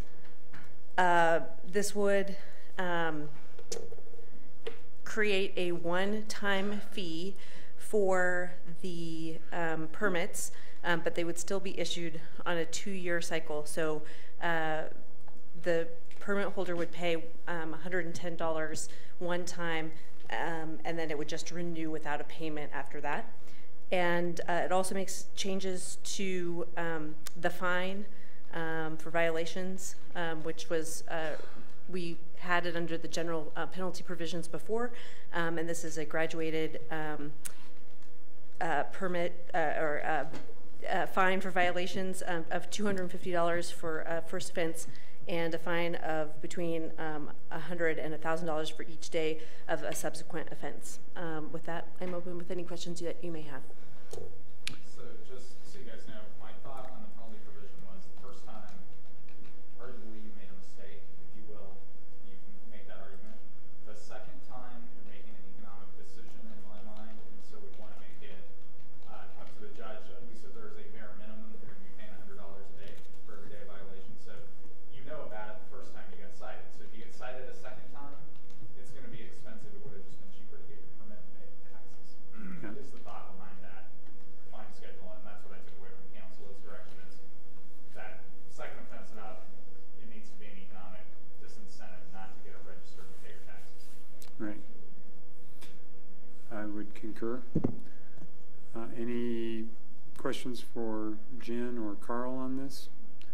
I have one question. If someone were to permit a VRBO and then take it off the market for a period of time, and then they decide they want to do it again, I'm assuming that would be a new application, a new permit, right? Yes. So, yeah, okay. All right. Any questions? How many more VRBOs applications or permits have we gotten in the last couple months? I don't have an updated number from the last time that we spoke. I think it actually said that it was 26 that were processed this year. It was actually 25, just a discrepancy in the accounting, and just my also misunderstanding of the chart. But I think that the total number of all the accessory tourist rentals and vacation rentals is 78 at this point. 78. So there's been no new additional ones since the 25? I haven't updated that number since the last time that we talked.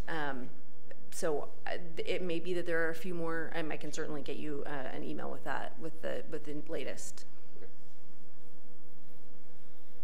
All right, thanks, Jen. I'll open up to the public for any public comments.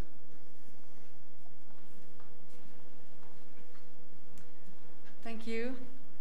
I totally agree with the fines, and well, I forgive me if I say things that you already know. I'm sure you've already done your homework, but I have a 1-bedroom, and I think it was there might be 2 1-bedrooms in there. I'm not doing it anymore, but I charged $145 a night, so my income went from $950 a month up to $3,900 a month if I wanted to do vacation rental. So my neighbor has maybe a 2-bedroom, but it's a big, nice one. She makes $9,000 a month, and she has 3 of them, but one of them makes $9,000. The other probably make less. But I really think that this is one instance that the city should charge. I wouldn't have a problem paying $200 a year to have a vacation rental, and personally, I think the city should be charging that because that's 1-day rent for most people. And vacation rentals are one thing that kind of tear at the fabric of a community, because then you have people who can't work in your community. They have to go somewhere else. So I don't think it's something you should be encouraging a lot. So I vote to charge people to have them. Thank you so much for listening. Thanks, Jennifer. City staff want to comment on this item? All right, I will close the public comment and bring it back to council for discussion and a motion.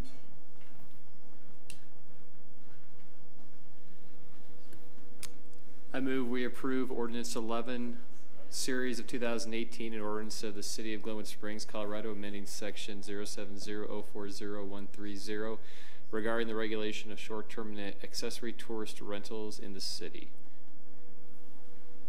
Second.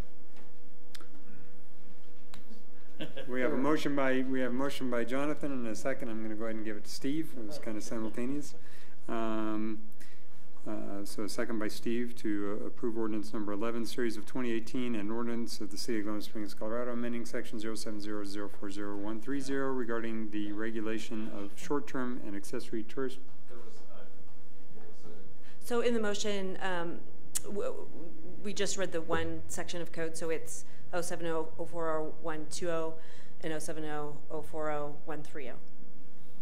Just making sure you hit both sections. Okay. That's exactly what I meant in my motion. I'm sorry I didn't verbalize that. Fortunately, they're just not on the agenda. So That's what I meant in my second. Yeah. All right. So we have a motion and a second to approve ordinance number 11, series of 2018, as stated. Any further discussion? All right. Let's call the question.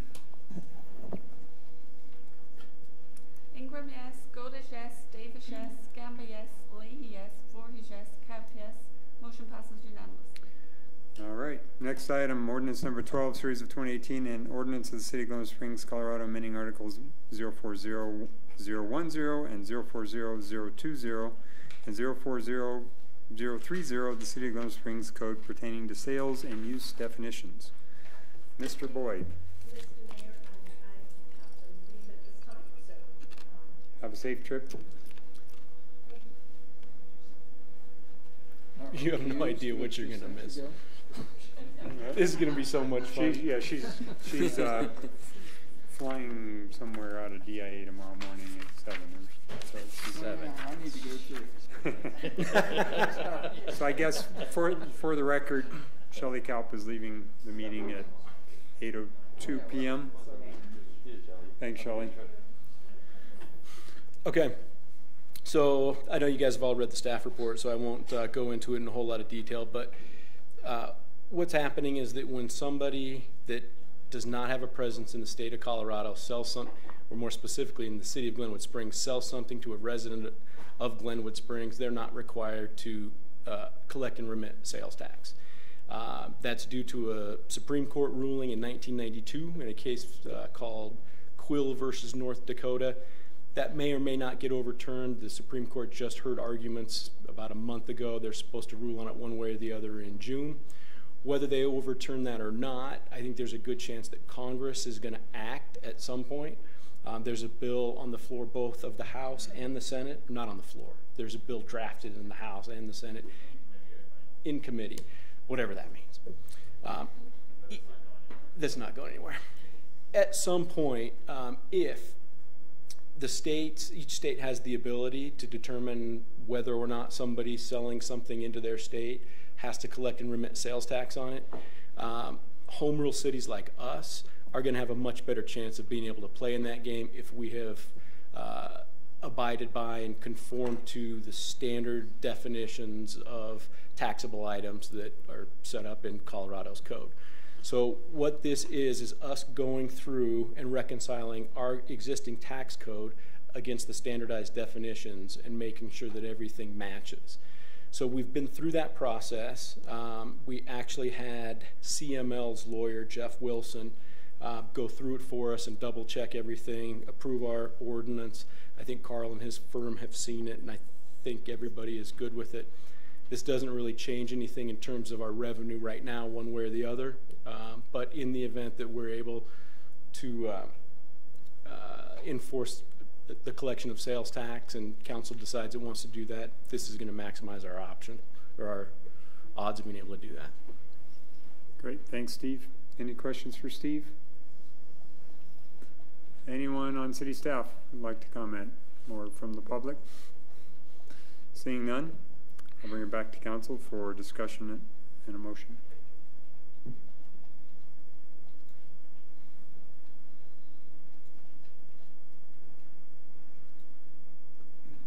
Everybody jump off there. So I think this means, Steve, that by standardizing sort of the categories that are out there among home rule municipalities, that puts us in a better position to decide whether we're sort of in balance or maybe not in balance with what other municipalities have levied for taxes. Is that part of what we're doing? It doesn't help us understand what other cities have deemed to be taxable and what they haven't. But what it does help, the biggest pushback that online remote retailers have been giving everybody on this is that, you know, they say it's impossible for us to keep track of all these different municipalities, all these different rates. You know, somebody in the zip code of 81601 may or may not live in the city. You know, medical imaging equipment for animals is not taxable in Carbondale, but it is in Glenwood. So standardizing that makes it a little bit harder for them to argue that it's you know, too much of a burden for them to keep track and interpret all these different tax laws. But it doesn't compel us to start taxing things now that we're not now taxing. It just provides us a framework of looking at maybe some possibilities and some places maybe to draw back. And it also aids Amazon because they, you know, they have no excuses for the sales tax that they would be levying. Would that be the 81601 zip code that we're talking, or the city limits of Glenwood? City limits of Glenwood Springs. Okay. Yeah. Yeah. And we have to conform to three things. We have to not upset the business community. We have to not generate more revenue so much so that it requires a Tabor election, yes. And we don't want to reduce our income in doing this. And I think we've met all three of those. All right. Jonathan? I move to approve Ordinance 12, Series of 2018, an ordinance of the City of Glenwood Springs, Colorado, amending Article 040010, 040020, and 040010 030 of the City of Glenwood Springs Code pertaining to sales and use definitions. All right, we have a motion. Is there a second? I second. Jim, second. I gave the last one to Steve. I'll give this one to you. So we have a motion by Jonathan and a second by Rick to approve ordinance number 12, series of 2018, and ordinance of the City of Glenwood Springs, Colorado, amending articles 040.010, 040.020, and 040.030 of the City of Glenwood Springs Code pertaining to sales and use definitions. Any further discussion? Let's call the question. Ingram, yes. Goldish, yes. Davis, yes. Gamba, yes. Leahy, yes. Voorhees, yes. Motion passes. All right, thanks, Steve. Thank you. Next, ordinance number 13, series of 2018, and ordinance of the City of Glenwood Springs, Colorado, canceling the second regular city council meeting in June. I think we could talk about this for a good 20 or 30 minutes. So, I move. We are suggesting this meeting be canceled because there will not be a quorum. I think only about 3 councilors are available. right. Who's going to be gone? And why? I'm going to go shoot bows and arrows. Jim and I are going to represent City Council at the CML conference in Vail. Oh. So we're doing city God's work. So I guess I should go somewhere. We were going to do it last meeting when you were gone, Steve, so you didn't know. Yeah. Then you'd show up here. Nobody and, say anything. There I'd be, shh, talking to myself. Man, you could get a lot of stuff done, though. Except you wouldn't have the authority to do anything with it. So, all right. It is a public hearing. It is. Is there anyone in the public who would like to comment on this item?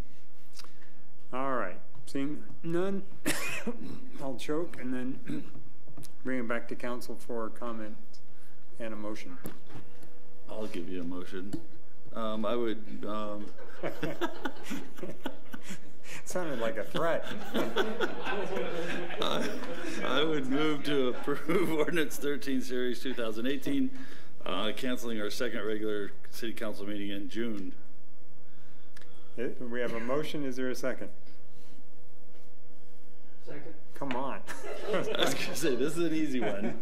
All right, motion by Todd and a second by Jim to approve ordinance number 13, series of 2018, and ordinance of the City of Glenwood Springs, Colorado, canceling the second regular city council meeting in June. Any further questions, comments? Let's call the question.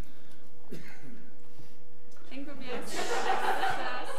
Davis, no. Gamba, yes. Leahy, yes. Voorhees, yes. Motion passes. I'll meet you here. We can talk. Yeah. I like how Shelley ducks out the back door when it comes to really controversial votes. All right, next item is a discussion regarding council packet guidelines. I was the one that requested that this be on the agenda, and it was just to try to get some consistency with information that is provided to council and when it's provided to council on matters that we need to make, on which we need to make decisions. You know, with land use hearings, we don't allow an applicant to come in the day of the meeting or at the meeting and provide us with new information that we need to review, absorb, process, and make a decision on.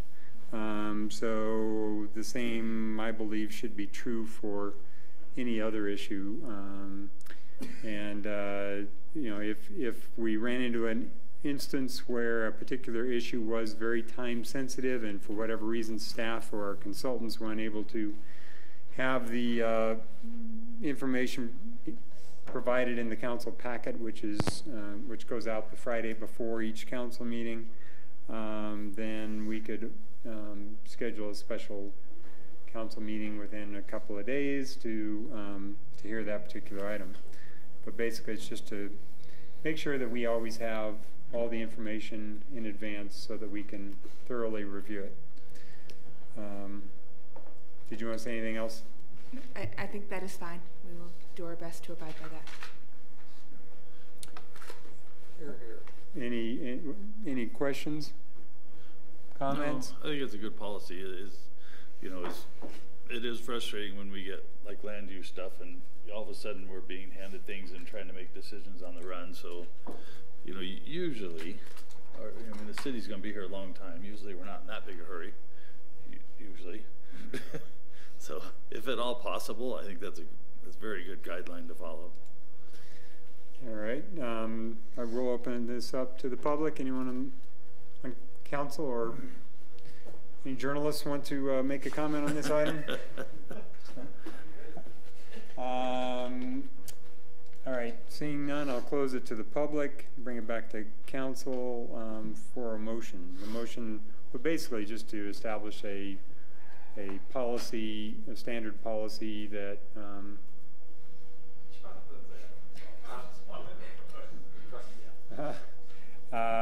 to establish a standard policy that items, all information that's to be presented to council at a meeting is to be included in our packet.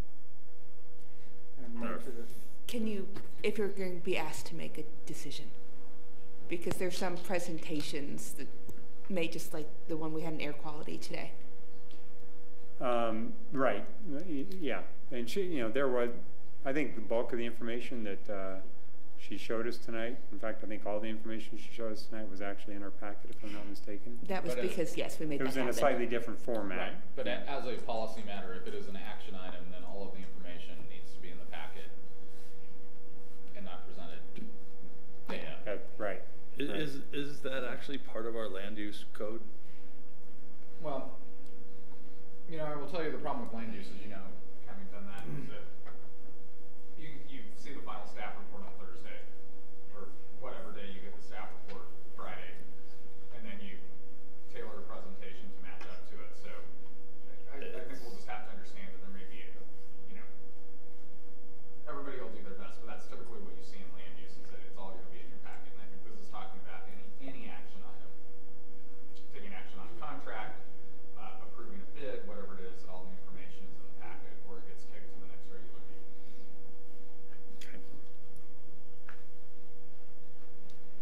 Jonathan. I don't know if I want to make the motion on this, but I think it's a good idea. So I guess I will make a motion. I move that any information that is important information that would require a decision would be included in the council packets as they go out. Do we need to, like, on the Friday? Yeah, so what, yeah, we'll always have it in the packet when you guys get it before the weekend. Or not Friday. So, and that isn't to say that we wouldn't have maybe minor changes between Friday and when we hear it on Thursday, but I think it's incumbent on the presenter to say, this isn't quite what we had in the packet, we've added something. Well, I believe what is being requested is that does not happen, or if that happens, then we kick the decision 2 weeks later. That's kind of the materially different. I think we kick the decision. If it's materially different, yeah. If it's just a presentation in a different form of the same information. I would amend my motion to include the words materially different. That's good. I'm not. Yeah. Yeah, I think that's. Which is subjective, isn't it? Yeah. We can check. We can. I know what to do about fix that. spelling mistakes. That sounds good to me. Imagine that. All right, so we have a motion by Jonathan. Is there a second? Second. All right, so we have a motion by Jonathan and a second by Rick to establish a standard council policy that all information that is to be presented to council on issues which are action items shall be included in our standard packet on the Friday, issued the Friday before each regular council meeting. Is that clear? Close enough, I think. Yeah, I think basically that any action item, packet materials for any action item shall be complete on the day the packet goes out to council, and additional information will be added. Okay. All right. Any further discussion? Let's call the question. Ingram, yes. Goldish, yes. Davis, yes. Gamba, yes. Leahy, yes. Voorhees, yes. Motion passes. All right. Next item, report from city manager. Okay, we are going to go after the Bill American, which is the new hydrant. Or our suggestion is South Midland. Southbridge, we're not ready. You have to do it in a certain time frame.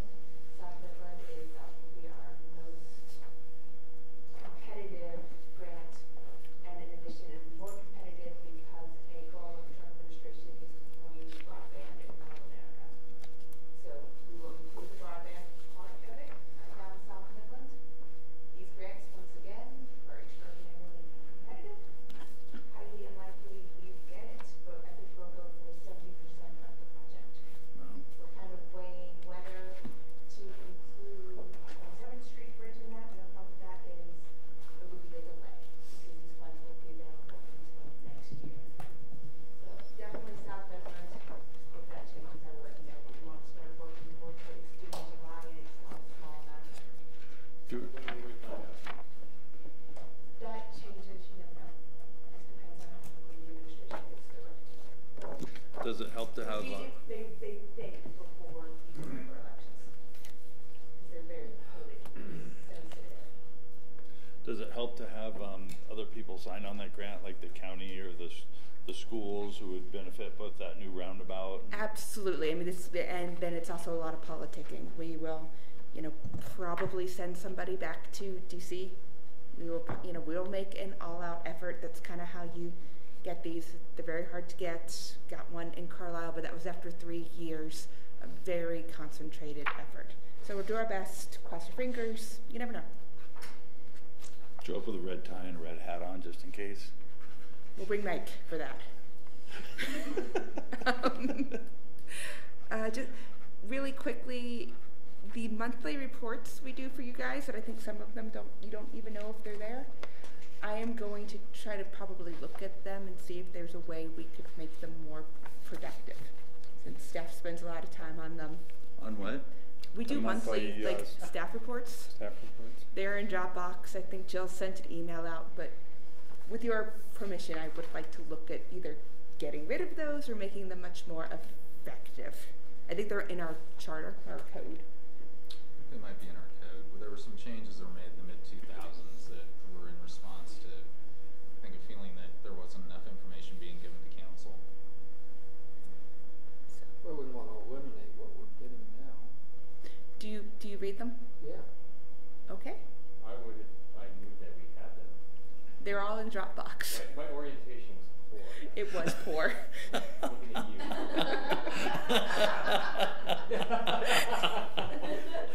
Okay, so why don't you guys look at them? They're in city council. Can we get just an email notification saying, yeah, where they're at in the Dropbox? That would be helpful, because it's not like I open up Dropbox every day just to look at what new information might be in there. If there's something in there I got to read, then we'll do that. Look at them over the next 2 weeks and let me know if you find them useful and what in them you might find useful. You can tell me offline. We don't have to talk about it in council. And then the other thing is I'm going to be out tomorrow. Jim, we should find another time because we never settled on a meeting. I'm going to be away for the weekend. We're going to Yellowstone. So right. Steve Boyd will be acting manager. Great. Oh, yeah. Party! Just kidding. All right, city attorneys. Okay, correspondence. The only thing of note is that I just signed a letter going out to DOLA requesting a change in the terms of our DOLA grant. So I just wanted to bring that to everyone's attention regarding the 7th Street project. And it's not changing the money. We're just trying to get them to accept a change in what. Would you explain that? Does anyone need a better explanation than that? Yeah, or are you just good with that? 5 minutes. Is it a quick explanation? Sure. Okay. We originally decided on a stormwater scope because DOLA likes to pay just for utilities. So they needed us to pick a part of that, a part of our overall project that focused on utilities. We picked stormwater when we thought we had a solution. That solution changed on us, and we have to change the scope to match that. All right. I guess at this point,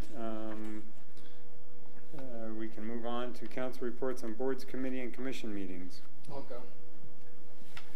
You've been waiting since this morning for this one. How much time do I have? Carl says 6 minutes. I'll try to make it quick. I guess the most important board and commission meeting that we had, that I had of recent was Park and Rec, where we actually had the largest turnout of public voice since pickleball in regards to the Veltus Park bike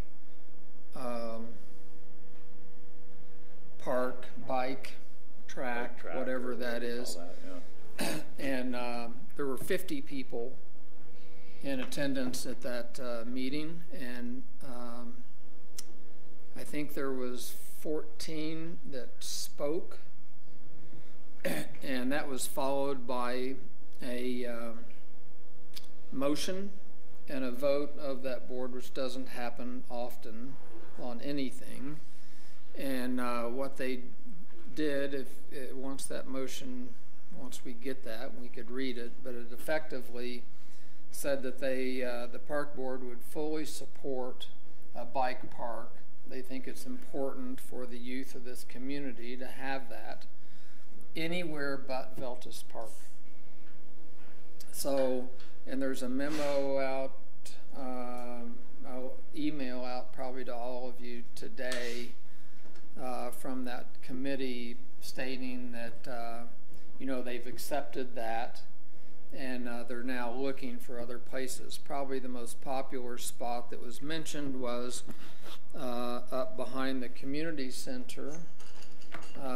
That area has the terrain. It's connected to the Grindstaff Trail. It has the bathrooms from the facility, the safety is there. If somebody gets hurt, the community center's right there. It'd be easy to get access. There's parking. So anyway, I thought that was worth mentioning. Now, how much time do I have? You're done. Oh. Well, I'll talk about River Commission later then. Just real quick on that, are they thinking up the hill quite a ways, up into the trees? Well, it's yet to trail? be designed. I have no idea, but I would think, up the hill ways, it might get in the way of a sledding course. I don't know, but we'll see what comes of that. But it could go in that park. Isn't that all parkland, or a lot of that hillside is our designated parkland? Yeah, there was also conversation about going to Two Rivers, kind of above the side between the interstate and the sidewalk there. But it's not really in the center of town. It wouldn't be as accessible to the youth of the community. And if something did happen over there, it's just more remote. There's not good restroom facilities. There's not good. There's good access certainly, but you could fall and break a leg, and maybe somebody wouldn't notice you till the next day. So, not to dominate your time, but why not Veltus? I mean, I had it in my head that was actually a pretty decent spot, but I know a lot of people don't. So I'm just curious, what was the board's main thing that said no, not Veltus? There was a tremendous outpouring from the Kiwanis. They feel like that's their park. They feel like they have a voice there, and the majority of the people that spoke were Kiwanians, I guess. Close enough. And the neighbors around there were a little hesitant to have it there. It's thought to be a very quiet park, and they don't want to disturb it. So, this kind of proposal, I think, needs to go somewhere probably where there's no controversy, instead of somewhere where they create controversy. So, like Mr. Beckley's proposal this evening, I really appreciate that proposal. Something needs to happen in South Canyon, but he probably needs a little less controversy on the table surrounding it. So, okay. All right. Any other board, committee, or commission meeting reports? There are several that I could mention, but just very quickly, I attended the tourism board retreat.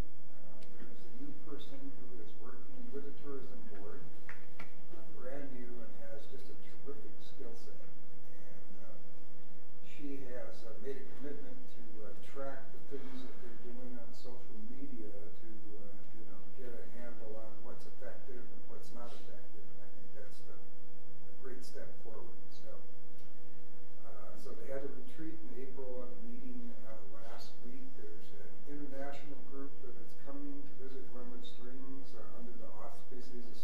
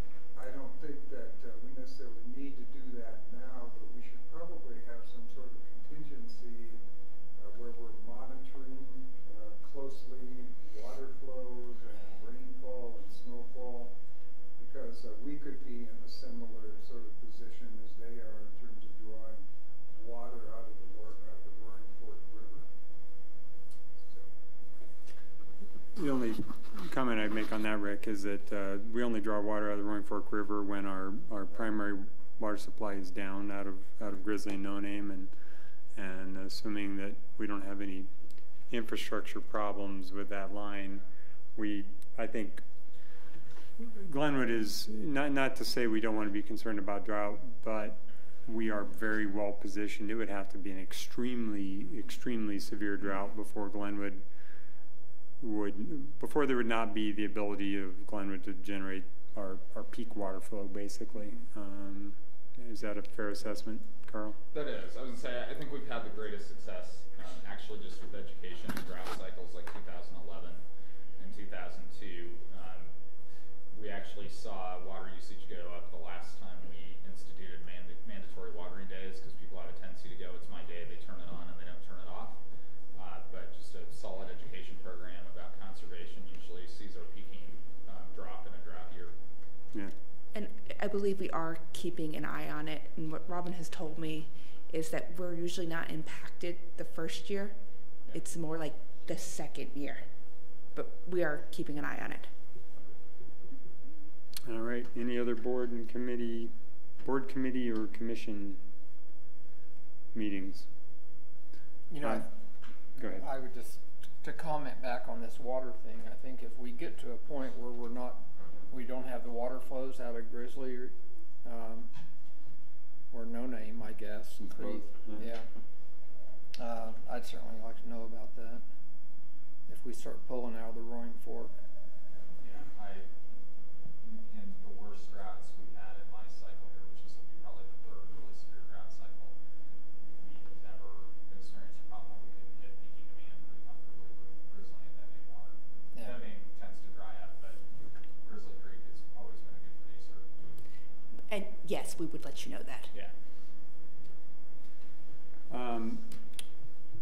The RAFTA board had their annual retreat last Thursday, and the primary discussion was their, I should know the name of their campaign, but it's their something 2040 campaign initiative. Yeah.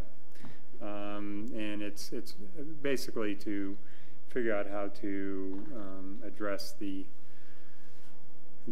anticipated budget shortfall resulting from the need to replace the entire bus fleet that they have, that under current funding scenarios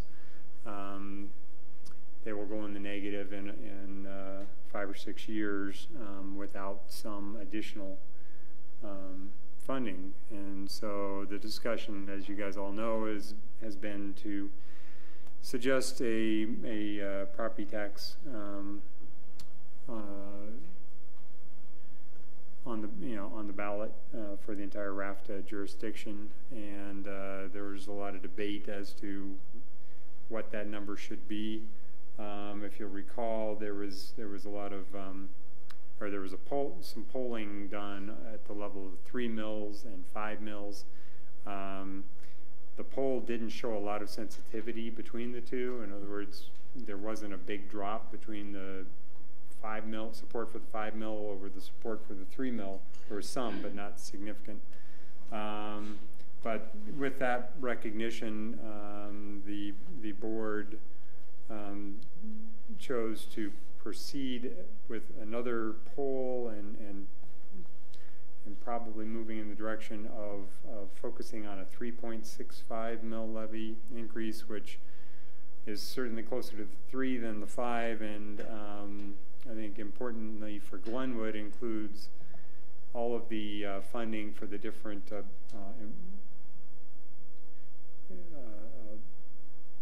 projects that are beneficial to Glenwood, such as the grade separated crossing at 27th Street, at 23rd Street, a new BRT station downtown, $4 million for Southbridge, etc. So that 3.65 mils would fund every project as identified in that list to the extent that they were funded, so that's the important news from RAFTA. I think we'll have the results of the new poll at our June board meeting, and then we'll go from there. Any other board, committee, and commission meeting reports? No? Okay. So do we adjourn out regular session and adjourn? Yeah, just move into executive session and we'll adjourn. Okay. All right, so we have an executive session scheduled on the agenda to discuss the following: Garfield County Industrial Development, CDOT IGA, and the West Glenwood Mall. Is there a motion?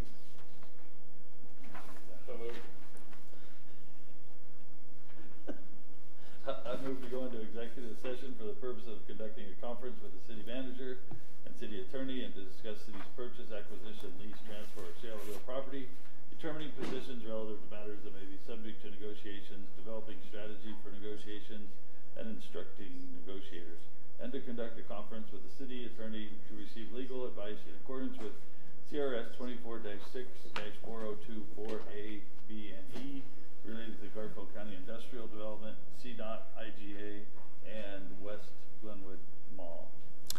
Is there a second? I'll second. All in favor? Aye. Aye. All opposed? Motion carries unanimously.